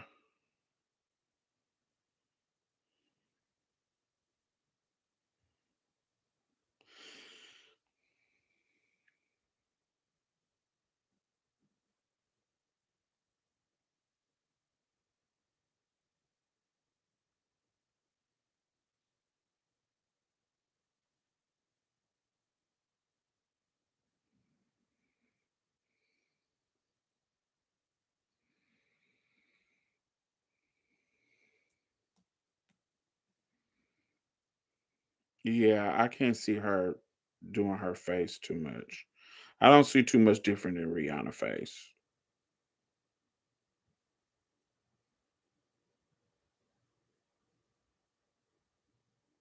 Yeah, a little bit, if anything. Rihanna, Tyra Banks really paved the way for Rihanna with the big forehead. I don't know. Most pretty girls, especially if they're like modelly pretty, they got big foreheads. Most of the pretty girls got big foreheads. That's a sign of, um, yeah. I mean, what pretty girl don't have a big forehead? Maybe some, but usually big foreheads give pretty girl. Especially sickening, sickening. Look at, especially definitely any girl from East Africa, Iman, um, Lola Monroe. Um, yeah, forehead is just a, yeah. I know a lot of big forehead pretty girls. That seems normal. I actually think it's rare that you pretty without a big forehead. I think some exist, but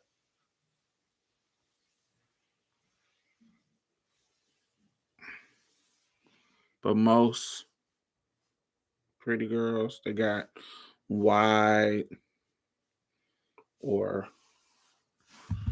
you know who I think is naturally just sickening? Miss Lotto. Lotto is beautiful to me.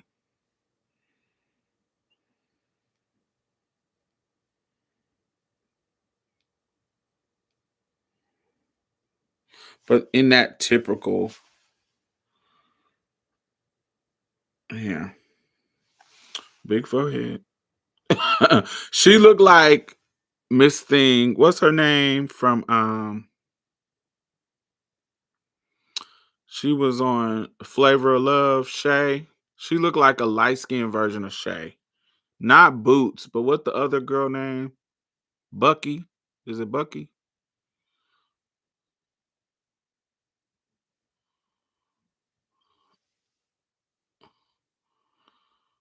Yeah, she looked like if Bucky was light skinned. And I always thought Bucky was pretty.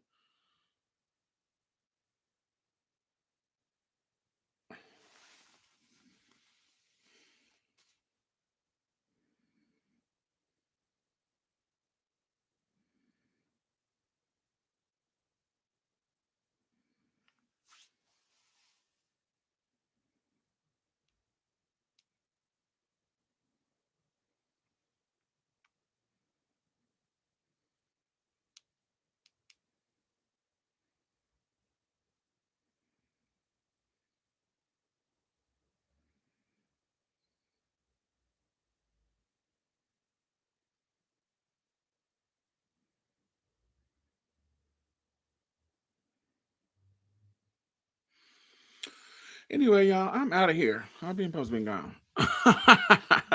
All right, make sure y'all thumbs up. I will talk to y'all later. Yeah, enjoy your Thanksgiving. Bye.